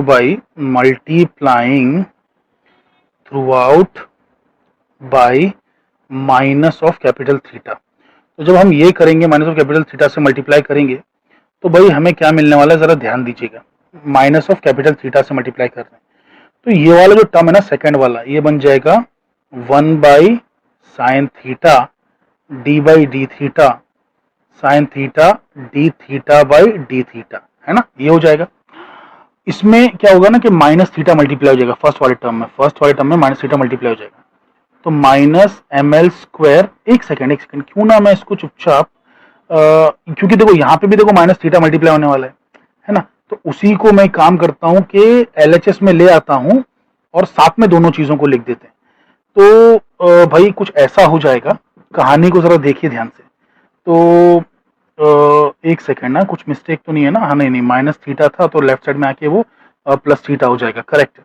तो यहाँ पे हो जाएगा plus l/l+1 -ml² theta equals to 0। आप लोगों को कोई आपत्ति तो नहीं है मेरे ऐसे करने पे? नहीं होना चाहिए, आपत्ति नहीं होना चाहिए, बिकॉज मैंने कोई मिस्टेक नहीं की है, मैंने सही किया है। मैंने खाली क्या किया कि ये जो बंदा था ना और ये बंदा था ना, इनको साथ में ले लिया। थीटा तो माइनस थीटा तो दोनों से ही मल्टीप्लाइड था ना, तो बेसिकली वो थीटा बाहर ले लिया। इसको इक्वेशन मैंने क्या कह दिया है, z कह दिया, ठीक है। तो ये बॉक्स में रखने लायक इक्वेशन है, तो इसे हम रखेंगे बॉक्स में। अच्छा, एक सेकेंड, एक काम कर सकते हैं, इसको थोड़ा सा मतलब छोटा सा लिख, इक्वल्स टू 0, एक ही लाइन में लिख रहे हैं तो अच्छा लग रहा है, ठीक है। तो ये जो हो जाएगा बेसिकली इस तरीके से हो जाएगा, करेक्ट। अरे ये कुछ ज़्यादा ही डिज़ाइन बन गया, ओके। तो इस तरीके से हमने इसको बॉक्स में ले लिया। अच्छा, पिछली वाली इक्वेशन से मुझे थोड़ा सा एतराज़ है, मतलब एतराज़ इन द सेंस, मुझे इसको भी सुधार के लिखना चाहिए था। रुको रुको रुको रुको, थोड़ा सुधार देता हूँ, तो मुझे वापस से क्या लिखने की ज़रूरत नहीं पड़ेगी ना। तो एक सेकंड ना, ध्यान से सभी लोग ध्यान से देखिए, कैसा सुधार के लिखने वाला हूँ इसको मैं। ये जो था ना RHS में, इसको मैं LHS में ही लाने वाला हूँ, है ना, इसको मैं LHS में ही लाने वाला हूँ। तो यहाँ पे मल्टीप्लाई क्या होने वाला था, अरे R/R² दोनों मल्टीप्लाई हो रहे हैं ना, R/R²। अरे आप लोग समझ रहे हैं मैं क्या कहना चाह रहा हूँ। तो बेसिकली देखिए 2mr, तो r मैं नहीं ले रहा हूं, सिर्फ h×2 ले रहा हूं, ठीक है। और फिर E² 4πε0r प्लस v, ठीक है। और माइनस l इंटू l+1, इसके साथ में क्या है, इसके साथ में भी r/r² है, तो सिर्फ r² ले रहा हूँ, r नहीं ले रहा हूँ कैपिटल वाला, ठीक है। वो कैपिटल r अब ले रहा हूँ, और इक्वल टू क्या लिख रहा हूँ, 0 लिख रहा हूँ, ठीक है। देखिए आप लोगों को कोई परेशानी इस चीज से, ध्यान से देखिए मैंने क्या किया। अरे इसको भी r/r² से मल्टीप्लाई करो, ये r² कैंसिल, r बच गया, उसको नहीं लिखा बस, इसको भी r/r² से मल्टीप्लाई करो, ठीक है। और फिर इसको लेके आ जाओ लेफ्ट में, तो इसमें से सिर्फ r नहीं लिखूंगा, बाकी सब कुछ लिखूंगा। तो देखो ना, बाकी सब कुछ लिखा है, r को बाहर लिखा है। तो आई होप कि आप लोगों को ये बेसिक चीज समझ में आई होगी, ठीक है। तो अच्छा, तो अब ये जो है हमारा, देखो पहले जो इतनी बड़ी हमारी जो इक्वेशन थी, उसको हमने 3 अलग अलग डिफरेंशियल इक्वेशंस में कन्वर्ट कर दिया, 3 अलग अलग डिफरेंशियल इक्वेशंस में। Are you understanding this? तो ये तीनों डिफरेंशियल इक्वेशंस को मैं साथ में लिख देता हूँ। तो आप देख सकते हैं कि मैंने तीनों इक्वेशंस को बहुत ही बेहतर तरीके से, बहुत ही प्यारे तरीके से अरेंज कर दिया है, जिसमें यहाँ पे सिर्फ फाई नजर आ रहा है, यहाँ पे r और यहाँ पे थीटा। तो अब ये तीनों इक्वेशंस इंडिपेंडेंट हो चुकी हैं, अब तीनों को इंडिविजुअली सॉल्व कर सकते हैं, और तीनों का सोल्यूशन एंड में हम कंबाइन कर सकते हैं, ठीक है। तो तीनों को हमें सॉल्व करना है एक एक करके। तो सबसे पहले इजी इक्वेशन यही है, इसे ही सॉल्व करते हैं, ठीक है। अब हम जब पहली वाली इक्वेशन कंसीडर कर रहे हैं, तो एक बात ये याद रखना होगी हमें कि ये जो इक्वेशन है बेसिकली इसकी जो शक्ल है मैच करती है हमारी डिफरेंशियल इक्वेशन ऑफ SHM से। आपको याद है एक डिफरेंशियल इक्वेशन ऑफ SHM हमने की थी, तो उसके जो सॉल्यूशंस आते थे बेसिकली वो बिल्कुल वैसे ही सॉल्यूशन इसका भी आएगा। तो इसका जो सॉल्यूशन है, it is going to be phi equals to AE⁴ phi, ठीक है। अब यहाँ पर जो a है उसे हम नॉर्मलाइजेशन कांस्टेंट कहते हैं, नॉर्मलाइजेशन कांस्टेंट। तो ये जो सॉल्यूशन है, लेसन, ये सॉल्यूशन मतलब एक्चुअल में आपने जो देखा था, मतलब आपने ऐसी कुछ इक्वेशन देखी थी d2y/dx², ये मैं 12th के बच्चों की बात कर रहा हूँ। तो d2y/dx² plus omega square y equals to 0, ऐसा कुछ आपने इक्वेशन देखी थी, राइट। तो ये जो इक्वेशन आपने देखी थी, इसका सोल्यूशन आपको कुछ y equals to a sine of kx minus omega t ऐसा कुछ आया था। अब यही सोल्यूशन आप साइन में भी लिख सकते हैं, कोसाइन में भी लिख सकते हैं, और आप बेसिकली कॉम्प्लेक्स फॉर्म में भी लिख सकते हैं। तो मैं जो है ये कॉम्प्लेक्स फॉर्म में आपको लिख के बता रहा हूँ, है ना, which is a more general solution. तो बेसिकली 5 इक्वल्स टू a⁴ जो है इसका सोल्यूशन है, ठीक है। तो ये सोल्यूशन कैसे आता है ये हम ऑब्टेन करने यहाँ नहीं बैठेंगे, ये 12th स्टैंडर्ड में हम पढ़ चुके हैं। तो अभी मैं यहाँ से इसी के आगे से चलूंगा, ठीक है। तो अब ये है, अच्छा अब ये वेव फंक्शन हमको आ गया, ये एक वेव फंक्शन ही तो है। अरे हमारा जो साई वेव फंक्शन था उसके हमने 3 पार्ट किए थे, तो हमारा ये एक वेव फंक्शन ही तो है ना जो हमें मिला है। तो बेसिकली इस वेव फंक्शन को अगर एक वेल बिहेव्ड होना है, वेल बिहेव्ड नाम की भी चीज होती है, राइट। तो यानी कि भाई एक वेव फंक्शन जो है किसी एक पर्टिकुलर पॉइंट पे एक ही वैल्यू दे, उसे कहते हैं वेल बिहेव्ड। तो मैथमेटिकली अगर किसी वेव फंक्शन को वेल बिहेव्ड होना है, तो it should be a single valued function. For a function to be well behaved, it should be a single valued function. Well behaved मतलब सही बर्ताव करने वाला फंक्शन, तो वो एक सिंगल वैल्यू का फंक्शन होना चाहिए, ठीक है। किसी एक पॉइंट पर उसकी वैल्यू सिंगल होना चाहिए। यानी कि अगर आप लेट्स से कि ये न्यूक्लियस है और यहाँ पे कहीं पे इलेक्ट्रॉन है, तो अगर मैं यहाँ से चलूं, इस वेव फंक्शन का कुछ तो फॉर्म है, अगर घूमते फिरते मैं अगर यहीं पे पहुंच जाऊं, तो यहाँ पर ऐसा नहीं होना चाहिए कि जो शुरुआत की थी उससे जाके ऐसा कटवट करके निकल जाएगी। अरे मतलब यहाँ पर ऐसा हो जाएगा ना, फिर 2 वैल्यूज आ जाएंगी इस पॉइंट पर, तो ऐसा नहीं होना चाहिए, है ना। हम कहीं भी देखें तो दो वैल्यूज नहीं आना चाहिए। तो इस फंक्शन को वेल बिहेव्ड होने का मतलब ये है कि ये हार्मोनियस रहना चाहिए आपस में। तो इट शुड बी हार्मोनियस, ठीक है। It should be like this, it should B harmonious, it should not have 2 values, ठीक है। तो सिंगल वैल्यूड फंक्शन होना चाहिए, वेल बिहेव्ड फंक्शन होना चाहिए, वे फंक्शन। तो वेल बिहेव्ड फंक्शन के लिए मैं ये कहता हूँ, इसका ये मतलब है मैथमेटिकली कि phi of phi should be equal to phi of phi plus 2 pi. 2 pi मतलब 360, 360 आप घूम गए, ठीक है। तो फाई ऑफ फाई जो है वो फाई ऑफ फाई प्लस 2 पाई के बराबर होना चाहिए, यानी कि 360 घूम के जाओ वापस, अरे 360 डिग्री घूम के जब वहां पे आए तो आपको वापस से वही चीज वैल्यू मिले, कोई और वैल्यू ना आ जाए, तो उसे कहते हैं हम वेल बिहेव्ड फंक्शन। तो phi of phi should be equals to phi of phi plus 2 pi, ठीक है। यानी कि A E raise to I M L phi should be equal to A E raise to I M L phi plus 2 pi. समझ रहे हैं आप इस बात को, है ना। तो ये आर्ग्यूमेंट मैंने अब यहाँ अप्लाई कर दिया। तो बेसिकली इस तरीके से होना चाहिए। तो चलिए, यानी कि ए कैंसिल हो गया, यहाँ पे E raise to I M L phi है, राइट साइड पे मैं जो है उसको सेपरेट कर देता हूँ, तो आई एम एल फाई भी हो जाएगा और E raise to I 2 pi M L भी हो जाएगा। तो बेसिकली और ये कैंसिल हो गया, इसका मतलब E raise to I 2 pi M L हो जाएगा इक्वल्स टू 1, ठीक है।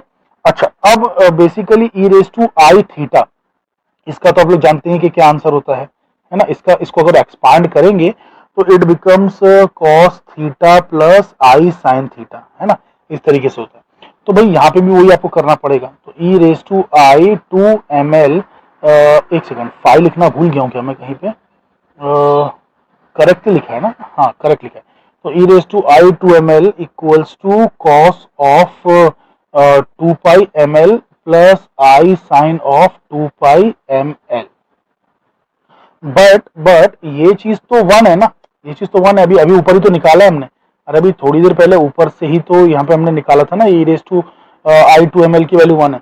तो इसका मतलब ये हुआ कि cos 2 pi ml plus I sign 2 pi ml की वैल्यू 1 आना चाहिए। और ये सिर्फ तभी पॉसिबल है जब ml की वैल्यूज कुछ ऐसी हों, ml की वैल्यूज हों 0, +1 और -1 भी चलेगा, +1 +2 और -2 भी चलेगा, एंड सो ऑन, ठीक है, सो ऑन।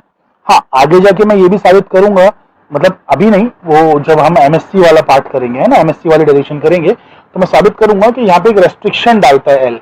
तो एल बोल देता है कि आखिरी वैल्यू जो आने वाली है ना, the last value is going to be plus minus L के बराबर, इससे ज्यादा आगे नहीं जा सकता ये। मतलब you can say in principle it can go to up to infinity also, but for that L has to be infinity +1 you can say, और maybe L also has to be infinity.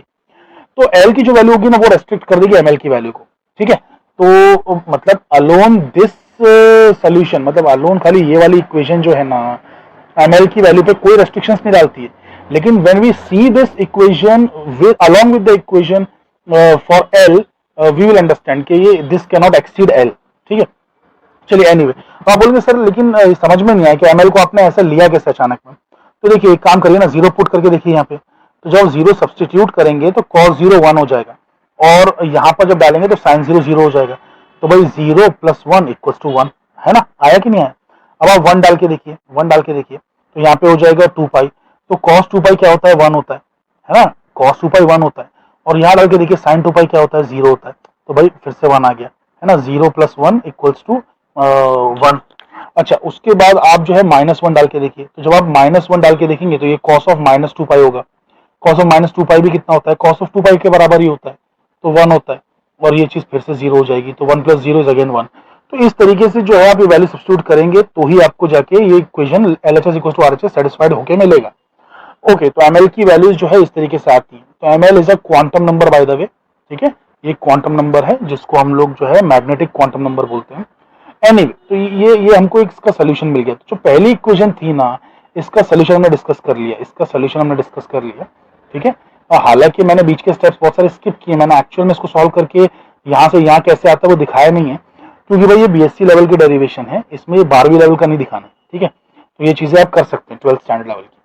चलिए खैर, अब इसके अलावा बात करते हैं इसकी, ठीक है, इसके सोल्यूशन की बात करते हैं। तो देखिए ये इक्वेशन जो है बेसिकली बहुत ही कॉम्प्लिकेटेड है, and it is beyond the scope of our BSc level discussion. तो इसीलिए हम लोग जो है ये इसको सॉल्व नहीं करने वाले, हम लोग सिंपली लिखने वाले हैं solution to the R equation is beyond scope of discussion of undergraduate level, तो अंडर ग्रेजुएट जो बीएससी के बच्चे हैं, तो यहां पर हम जो इसका डिस्कस नहीं कर सकते, but it can be solve using associated लेग्वेयर पॉलिनोमियल्स। तो लेग्वेयर पॉलिनोमियल्स, तो ये जो चीज है ना एसोसिएटेड लेग्वेयर पॉलिनोमियल्स, उसके टर्म्स में आपको जो है इसका सोल्यूशन मिल जाएगा। ये एक चीज है, ठीक है, ये पूरा जो है ये बीएससी में सिखाया नहीं जाता है ना, बीएससी प्योर फिजिक्स वालों को भी नहीं सिखाते, बीएससी प्योर मैथ्स वालों को भी नहीं सिखाते, तो फिर ये हायर लेवल कॉन्सेप्ट है, तो इसीलिए इसको यहाँ पे डिस्कस नहीं कर सकते, बट इसके सैलिएंट फीचर्स डिस्कस कर सकते हैं कि फाइनली ये जो आर इक्वेशन है ना, it can be solve, R equation can be solve for any positive value of E. यानी कि आर की इक्वेशन को जब हम सॉल्व करते हैं, इस आर की इक्वेशन को जब हम सॉल्व करते हैं, तो जो ई है, एनर्जी, उसकी पॉजिटिव कोई भी वैल्यूज ले लीजिए, पॉजिटिव आप कोई भी वैल्यूज ले लीजिए एनर्जी की, उसके लिए वो सॉल्व हो जाएगा, पॉजिटिव वैल्यूज के लिए वो सॉल्व हो जाएगा। लेकिन नेगेटिव वैल्यूज के लिए, उसके लिए कुछ फिक्स सॉल्यूशंस है। मैंने यहाँ पे कुछ मिस्टेक किया है क्या? अरे ओहो, मैंने एक मिस्टेक कर दी, यहाँ पर सब जगह पर ई लिखना था, मैंने वी लिख दिया। अरे वी तो ये लिखा ही था ना, ई लिखना है, बस खाली ई लिखना है, ठीक है, सिर्फ यही मिस्टेक हुई है, तो please pardon me for that mistake, ठीक है। अरे रे रे, कहाँ कहाँ कर डाली मैंने मिस्टेक, तो बेसिकली इट इज प्लस ई, यही, तभी तो मैं सोचूं कि यहाँ पे कुछ और सा क्यों लग रहा है। तो इतनी बड़ी डेरिवेशन कर रहे हैं, आप समझते हैं कि कितनी मिस्टेक्स हो सकती हैं। तो अब आप सोचिए कि यही चीज़ जब साइंटिस्ट लोग करते हैं, कितनी ज़िंदगी भर की मेहनत, कितना दिमाग लगता है, और उसके बाद में कोई एक रैंडम गाय इंटरनेट पे आता है और इतने जो जिसने पीएचडी किया, पोस्ट डॉक किया, 20-25 साल पढ़ाई की, उसके पोस्ट पे नीचे लिख देता है, कमेंट करता है फेक। अरे क्या डिग्री है आपकी, आप कौन हो, क्यों ऐसे हरकतें कर रहे हो, समझ में नहीं आता, बट लोग करते हैं। खैर, तो मैंने जहां जहां मिस्टेक की है भाई, आप समझ जाइए कि वहां पर एक्चुअल में it is going to be E. खाली वी को हटा के ई लिखिए, क्योंकि वी तो ये ऑलरेडी लिख चुके हैं हम लोग, ठीक है, पोटेंशियल एनर्जी तो लिख चुके हैं, तो हमें वहां पे टोटल एनर्जी ई लिखना था। हाँ देखो, यहाँ तक ठीक था, इसके आगे से पूरा मामला जो है मैंने बिगाड़ दिया, तो हर जगह पे वो ई आएगा, याद रखना, वी नहीं आएगा, ठीक है, it is going to be E. तो ये थोड़ा सा मैंने जरा जो है मिस्टेक यहाँ पे कर डाली है, ठीक है, हम माफ़ी चाहता हूँ इसके लिए, हो जाती हैं ऐसी बड़े बड़े शहरों में ऐसी छोटी छोटी मिस्टेक्स हो जाती हैं। तो ऐसा हर जगह पे जो है मेरा ई आने वाला है, ठीक है, it's going to be E. अच्छा, खैर, तो अब बेसिकली जो है ना, ई की कोई भी पॉजिटिव वैल्यू लीजिए, ई की कोई भी पॉजिटिव वैल्यू लीजिए, तो आप आर इक्वेशन को सॉल्व कर पाएंगे for every positive value of E. मतलब यानी कि एनर्जी क्वांटाइज नहीं है जब उसकी पॉजिटिव वैल्यूज होती हैं। Energy is not quantized of an electron when it has positive values, it is unbound, electron unbound, it can take up any energy. जब पॉजिटिव एनर्जी होगी ना इलेक्ट्रॉन के पास, तो it can take up any value, because it is unbound, it has come out of the influence of the nucleus, nucleus के influence से बाहर जा चुका है। लेकिन अगर नेगेटिव वैल्यू है ई की, तो आप फिर कुछ ही वैल्यूज के लिए इसको सॉल्व कर पाएंगे, तो एनर्जी विल बी क्वांटाइज्ड। अरे अगर ई की वैल्यूज समझिए इसको, अगर नेगेटिव लिया आपने और सॉल्व किया इसको ना, तो आपको कुछ फिक्स वैल्यूज ई की आएंगी, जैसे कि आपने देखा था बोर के मॉडल में, -13.6, -3.4 electron volt, -1.51 electron volt, -0.85 electron volt. तो ये जो वैल्यूज थी ना, ये वैल्यूज कुछ वैल्यूज ही क्यों आ रही है, हर वैल्यू क्यों नहीं आ रही है? क्योंकि एनर्जी क्वांटाइज्ड है। लेकिन ये तब जब इलेक्ट्रॉन न्यूक्लियस के साथ में बाउंड है, तो बाउंड सिस्टम्स में क्वांटाइजेशन देखने मिलता है, फ्री पार्टिकल के लिए क्वांटाइजेशन नहीं है। एक अकेला घूमता हुआ इलेक्ट्रॉन, एक अकेला चलता हुआ इलेक्ट्रॉन कोई भी वैल्यू ले सकता है, 0 से लेकर इन्फिनिटी। लेकिन अगर एक इलेक्ट्रॉन जो है एक न्यूक्लियस के इन्फ्लुएंस में है, then it takes only fixed values, not every value. तो ये बात याद रखना। तो क्वांटाइजेशन हमें हमेशा बाउंड स्टेट्स में नजर आता है, ठीक है, ओके। अच्छा, तो बेसिकली फॉर मतलब यानी कि आर की equation we can solve for any positive value of E, but for negative values of E it can only be solve if the energy varies like this. तो energy की value अगर ऐसी है, -me⁴/8 epsilon naught square n² h², ठीक है। तो अगर इस तरीके की वैल्यू है तो ही सॉल्व कर सकते हैं इसी को, या फिर ऐसे भी लिख सकते हैं और करके -m⁻⁴/32 square epsilon naught square N square H cross square, क्योंकि बेसिकली एच जो होता है वो होता है 2 एच क्रॉस। अरे भाई होता है ना, आपने देखा था ना, H cross is H by 2 यानी कि एच क्या होता है 2 एच क्रॉस। तो वहां से ये जो है यहाँ पे नीचे 32 का फैक्टर आ जाएगा, कि यहाँ पे पहले से 8 था, तो 32 आ जाएगा। चलिए खैर, तो बेसिकली ये एनर्जी की वैल्यूज है। तो ये तो आप जानते हैं, ये तो आपने बोर मॉडल से किया भी था और वही आपको श्रोडिंगर मॉडल से भी आ गया। ठीक है, श्रोडिंगर मॉडल से भी आपको यही आएगा कि मतलब equation R can be solve only for these values, these negative values of E. ठीक है, तो that is R equation and उसको सॉल्व करना है एसोसिएटेड लेग्वेर पॉलिनोमियल से। अब हम लोग जो है बेसिकली आएंगे हम लोग किस चीज पर, इक्वेशन ऑफ थीटा। मतलब हमने देखो क्या किया ना कि फाई की इक्वेशन सॉल्व कर ली, आर की इक्वेशन सॉल्व कर ली, अब बात चलेगी थीटा की इक्वेशन की। ठीक है, तो थीटा की इक्वेशंस की बात करते हैं। तो थीटा की जो इक्वेशन है वो ये वाली इक्वेशन है। ये भी देखिए कितनी कॉम्प्लिकेटेड इक्वेशन है, इसको भी हम लोग बीएससी लेवल पे सॉल्व नहीं करते। This is also beyond the scope of under graduate physics, तो अंडर ग्रेजुएट सिलेबस के बियॉन्ड है ये। तो इसका भी हम लोग क्या करेंगे ना कि डायरेक्टली सोल्यूशन लिखेंगे, साइलेंट फीचर्स देखेंगे। तो बेसिकली वापस से मैं वो स्टेटमेंट रिपीट नहीं करना चाहता हूँ, बट स्टेटमेंट वही है कि it is beyond the scope of the under graduate physics. ठीक है, तो मैं यहाँ पे नहीं लिख रहा हूँ। तो it can be solve by ठीक है, कौन सा theta equation can be solve by associated Legendre functions. ठीक है, लिजांड्रे पॉलिनोमियल्स। तो लिजांड्रे पॉलिनोमियल्स करके भी मैथ्स में चीजें होती हैं जो कि हम लोग एमएससी लेवल पे सिखाते हैं, बीएससी में सिखाते ही नहीं है। तो यहाँ पे बीएससी में इसको सॉल्व करना पॉसिबल नहीं है। तो सॉल्व बाय एसोसिएटेड लिजांड्रे पॉलिनोमियल्स। अब जो ये लिजांड्रे पॉलिनोमियल्स हैं, तो बेसिकली इससे हमको जो सोल्यूशन आता है वो कुछ ऐसा आता है कि दिस इक्वेशन जो थीटा इक्वेशन है can only B solved if basically L has a value, L has positive values, integer values like 0, 1, 2, 3 and so on, and restriction ये इक्वेशन नहीं डालती है। बट जब हम कॉम्बिनेशन में बाकी चीजों के साथ देखते हैं ना, तो रेस्ट्रिक्शन आता है कि इसकी वैल्यू लास्ट तक पहुंच के n-1 पहुंचेगी, इसके ऊपर नहीं जाएगी। तो यहां पर हमने जो है सैलेंट फीचर्स डिस्कस कर लिए हैं और हमें समझ में आ गया कि किसकी कैसी कैसी वैल्यूज हैं। अच्छा, बाय द वे जो यहाँ पर n था ना, मैं इसकी n की वैल्यू लिखना भूल गया, तो मैं वो लिख देता हूँ। तो n जो है ना यहाँ पे जो हम यूज कर रहे हैं प्रिंसिपल क्वांटम नंबर है वो, तो n इक्वल्स टू इसकी वैल्यू जो होती है वो 1, 2, 3 से शुरू होती है। ठीक है, 0 से नहीं चलेगा, ये 1, 2, 3 से शुरू होगा। तो बेसिकली हमें तीनों क्वांटम नंबर 3 इक्वेशन से मिल गए। अरे जो फाई की इक्वेशन थी उससे हमें कौन सा क्वांटम नंबर मिला, ml मिला, जिसका नाम है मैग्नेटिक क्वांटम नंबर, है ना, मैग्नेटिक क्वांटम नंबर।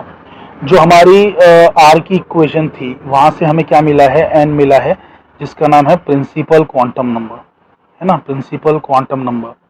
और बेसिकली जो हमारा थीटा की इक्वेशन थी, यहां से हमें मिला है एल, जिसका नाम है अजीम्यूथल क्वांटम नंबर। अच्छा, अब आपको जान के निराशा होगी कि जो लास्ट वाला क्वांटम नंबर है जिसको हम लोग एमएस कहते हैं, जिसका नाम है मैग्नेटिक स्पिन क्वांटम नंबर, वो श्रोडिंगर इक्वेशन से नहीं ऑब्टेन किया जा सकता।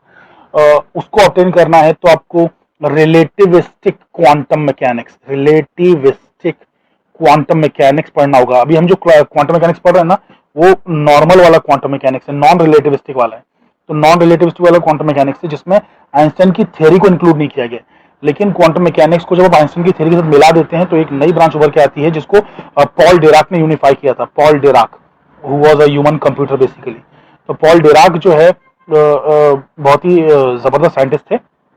इन्हीं के एक स्टूडेंट ने अपने इंडिया में हरिश्चंद्र रिसर्च इंस्टीट्यूट जो है एस्टैब्लिश किया हुआ है। हरिश्चंद्र इनके स्टूडेंट थे। एनीवे वो सब चीजें साइड की हैं, let me not digress there.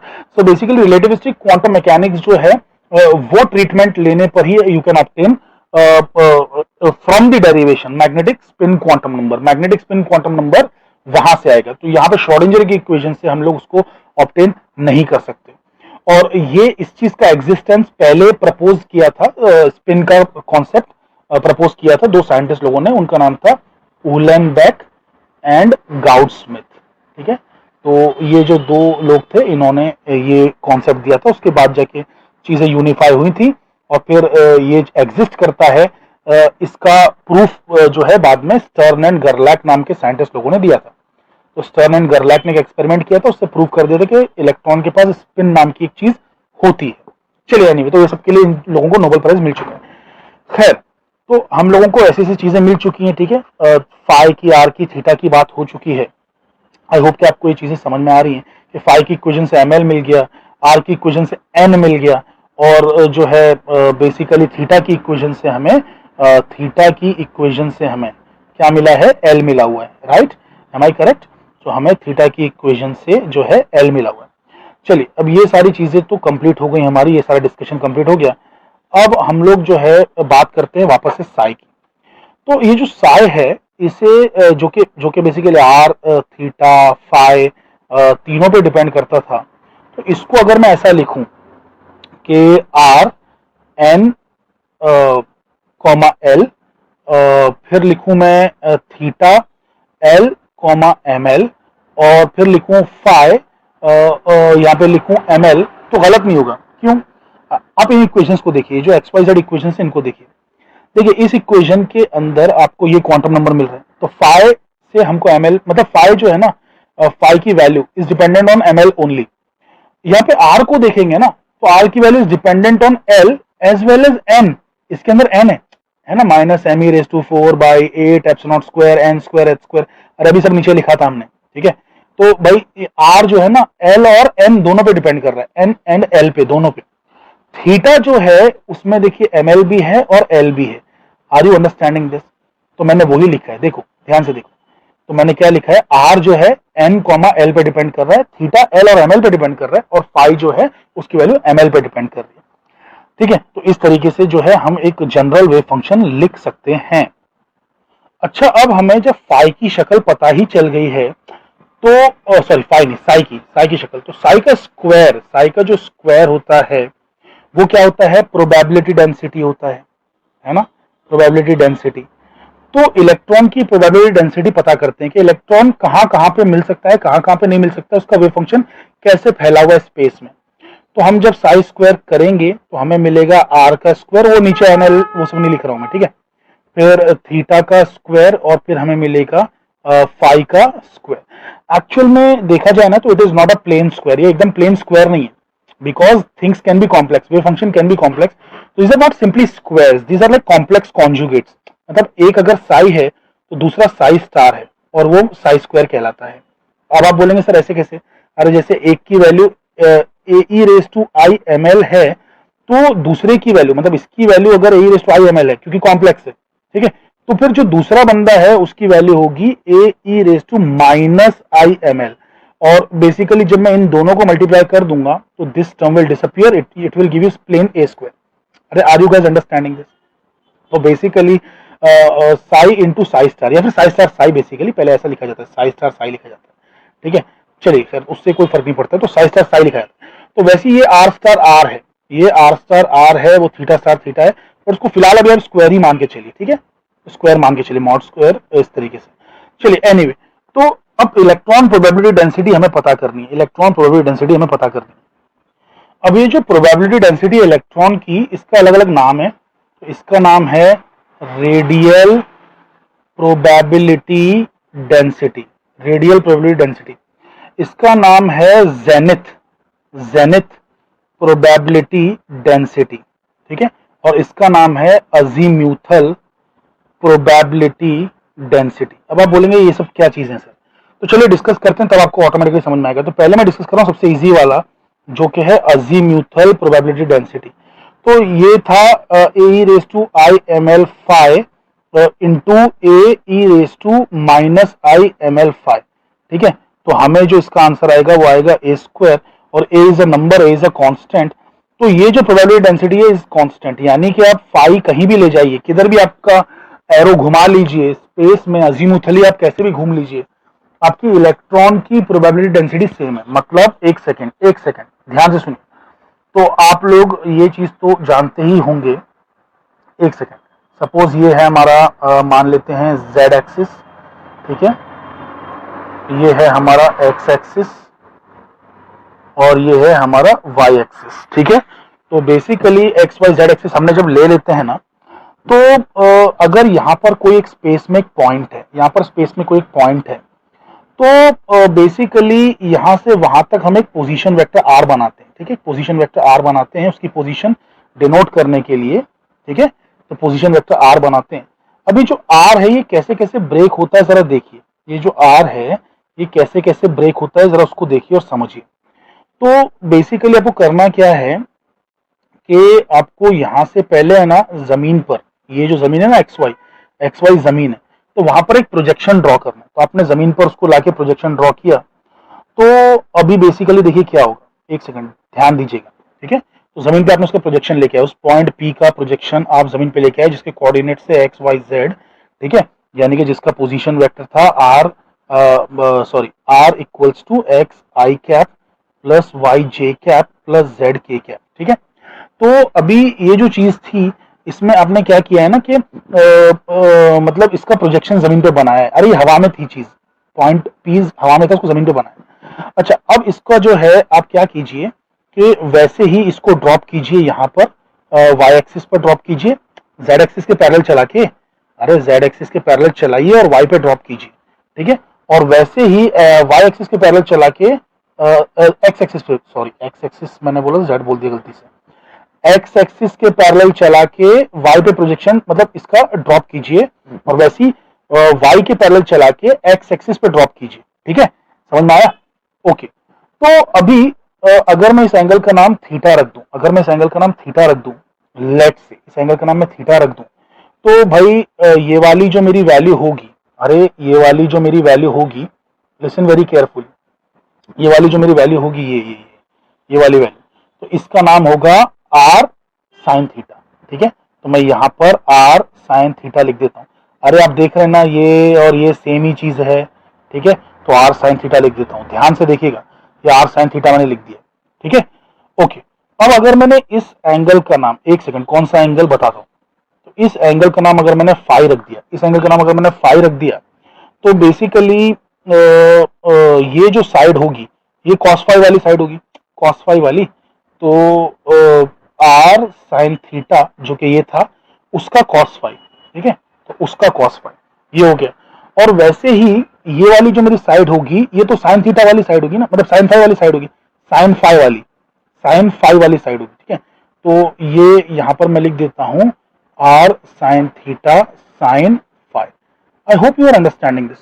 तो ये जो P था ना, ये जो P था ना बाबा, तो उसका जो एक्स वाई जेड थे, उसके जो एक्स वाई जेड थे वो कन्वर्ट हो चुके हैं, वो स्फेरिकल कोऑर्डिनेट्स में जा चुके हैं। और अच्छा by the way Z coordinate क्या बन जाएगा, इसको मैं अगर देखूं तो this is R cos theta, तो ये आर कॉस थीटा। तो अभी हम लोग ये तो लिखते ही हैं, हालांकि इसकी जरूरत नहीं, मैं लिख दे रहा हूं फिर भी। तो z equals to R cos theta, एक सेकेंड एक्स से शुरुआत करते हैं, है ना, हमको आदत है एक्स वाई जेड की।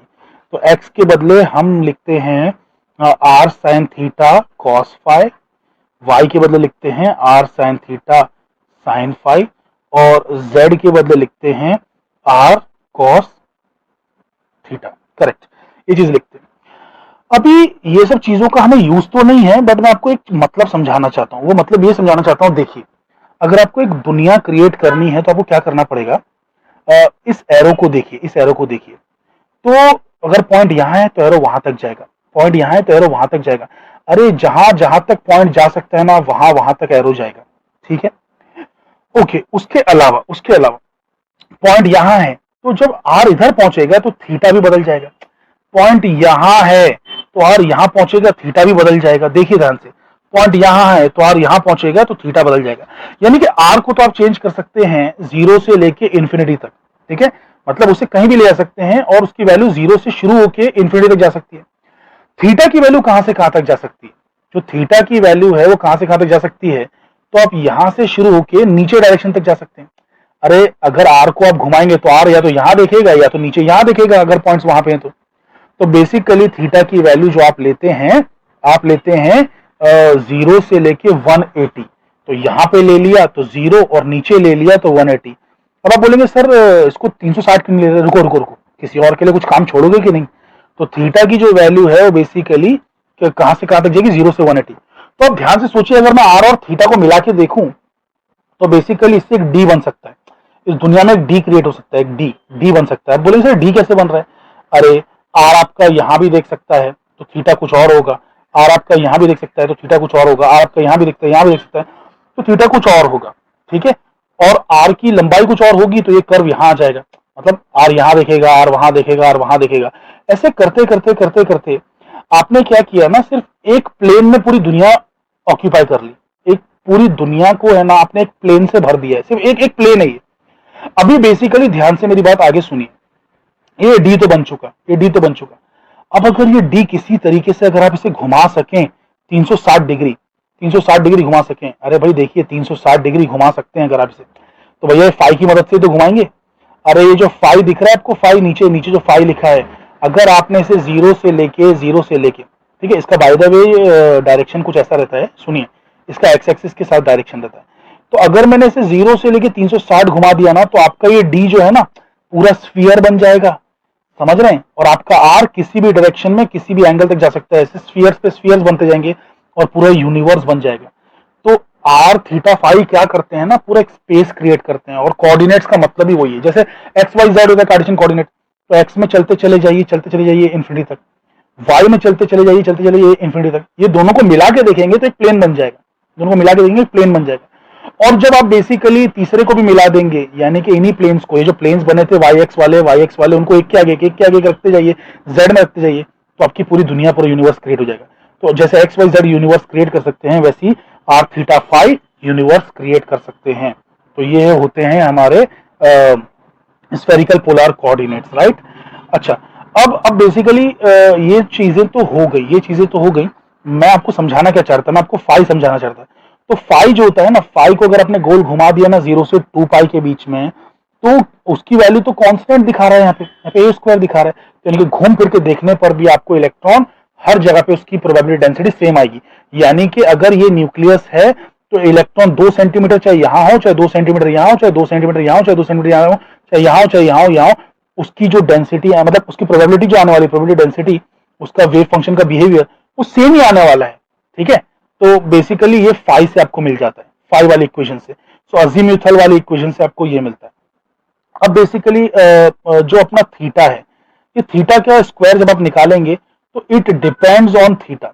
ये जो अपना थीटा है ना, स्मॉल थीटा, उस पर डिपेंड करता है। जैसे जैसे थीटा चेंज करेंगे ना, दिस चेंजेस, लेकिन this changes only for, listen very carefully, where the value of phi, where the value of phi आपने लिया है constant, value of phi you have taken to be constant A square, and L की वैल्यू, सुनो देखो, L की value अगर L equal to 0 लोगे ना, एल इक्वल टू 0 लोगे ना, तो उस वैल्यू के लिए theta will be independent of theta.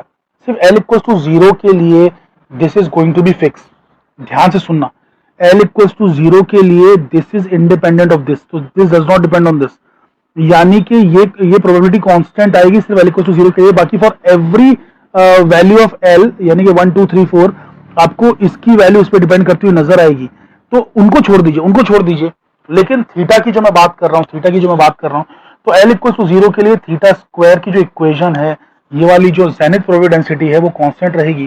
तो यानी कि फॉर एस ऑर्बिटल, जिसको हम एल इक्वल टू 0 को बोलते हैं ना S orbital, L equal to 1 को क्या बोलते हैं, पी ऑर्बिटल, है ना, याद आ रहा है। तो बेसिकली ऐसे करके जो आपका ये है, मतलब एस ऑर्बिटल के लिए आपका जो फाई का स्क्वायर है और जो थीटा का स्क्वायर है, that comes out to be a constant.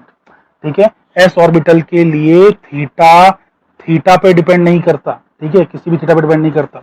ये wave function, zenith wave function angle theta पे डिपेंड नहीं करता, for L equal to 0 only, for S orbital only, ठीक है।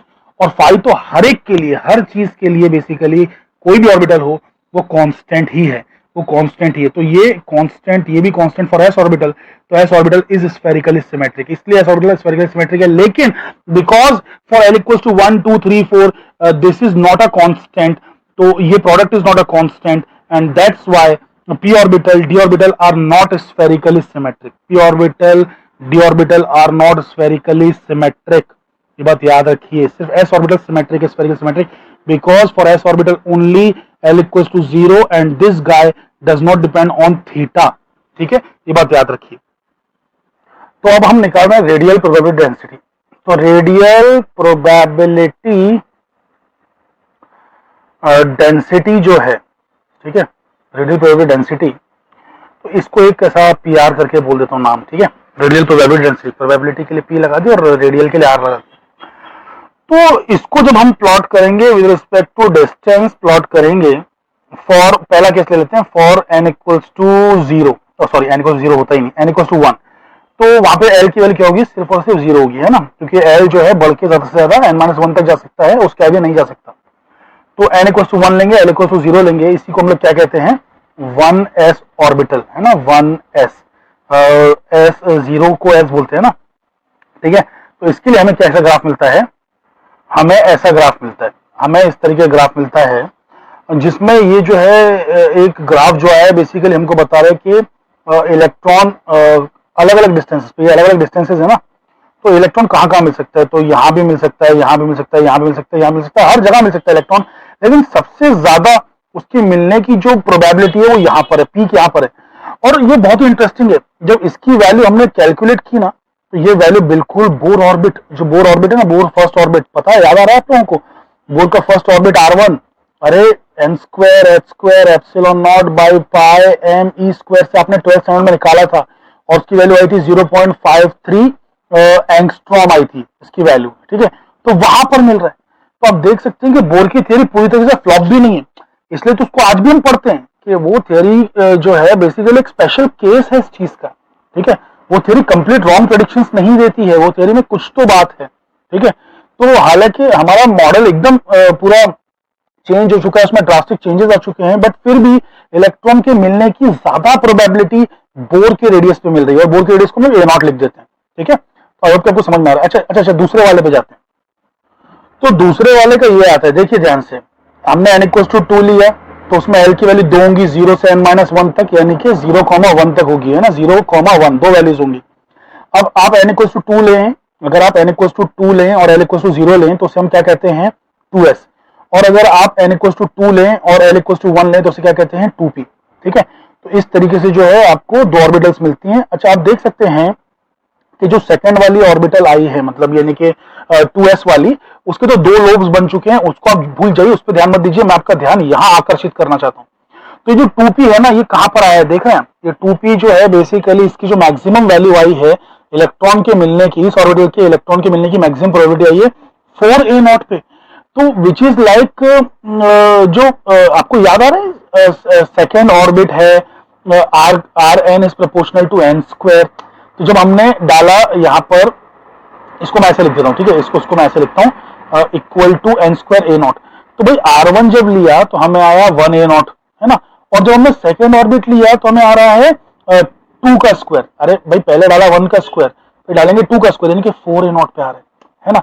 अब तीसरा वाला प्रेडिक्ट कर ही सकते हैं, तो तीसरा वाला कहाँ आने वाला है, तीसरा वाला आएगा 9a0 पे, लेकिन कौन सा वाला, देखिए पहले वाले में 1s जो था ना वो इंपॉर्टेंट था, ठीक है, वो आया था a0 पे, दूसरे वाले में 2p इंपॉर्टेंट था, ठीक है, एक अलग ऑर्बिटल है s के बाद p, ठीक है, तो इसका मतलब तीसरे वाले में d वाले पे आपको जो है 9a0 पे आएगा, जो d वाला है वो 9a0 पे आएगा, ठीक है।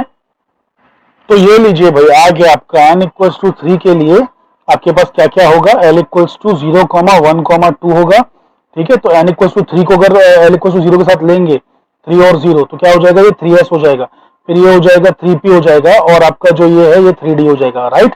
तो बेसिकली इस तरीके से हमें चीजें आएंगी। तो 3s का जो है देखिए उसमें 3 लोब्स हो गए, फिर जो 3p है उसमें 2 लोब्स हो गए, लेकिन ये सब नहीं, particularly I want to attract your attention here, यहाँ पर मैं आपको दिखाना चाह रहा हूँ।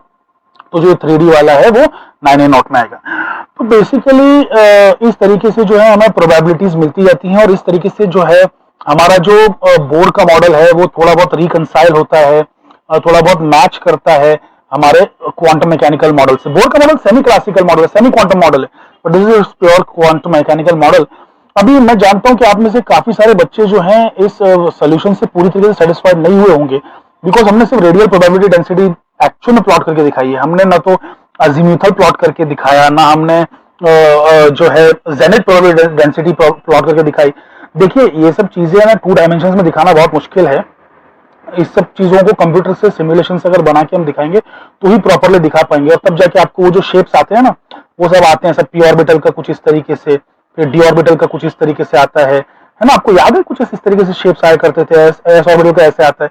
तो ये सब चीजें थोड़ा कंप्यूटर से जनरेट करना पड़ेंगी, ऐसा 2 डायमेंशनल सरफेस पे बना पाना इसे थोड़ा सा मुश्किल हो जाता है, ठीक है? तो वो सब चीजें मिला के आपकी जो ऑर्बिटल्स है ना वो सारी चीजें बनती हैं। आई होप कि आपको ये सारी बातें समझ में आ रही हैं। तो बस ठीक है, आई थिंक। अच्छा हाँ, और जो इसका ये सब चीजों का जो सोल्यूशन है, ये सोल्यूशन मैंने आपको निकालते हुए दिखाया नहीं है, तो इस वजह से भी आप मतलब अनसेटिस्फाइड रह गए होंगे। और फाइनल साई का फॉर्म भी मैंने आपको नहीं दिखाया, मैंने आपको सिर्फ चुपचाप है ना RNL, थीटा LML और फाई ML खाली लिख के बता दिया, लेकिन ये पूरी सच्चाई नहीं। पूरी सच्चाई में तो हम आर की एक्चुअल वैल्यू जो सोल्यूशन आया ना वो सब्स्टिट्यूट करेंगे, और थीटा का सब्स्टिट्यूट करेंगे, फाई का सब्स्टिट्यूट करेंगे, और फिर एक बड़ा सा साई का फॉर्मूला आएगा, तो वो असली वेव फंक्शन है, और जिसका स्क्वायर से हम जो है कंप्लीट प्रोबेबिलिटी डेंसिटी जो है कैलकुलेट कर पाएंगे। तो उसके लिए जो है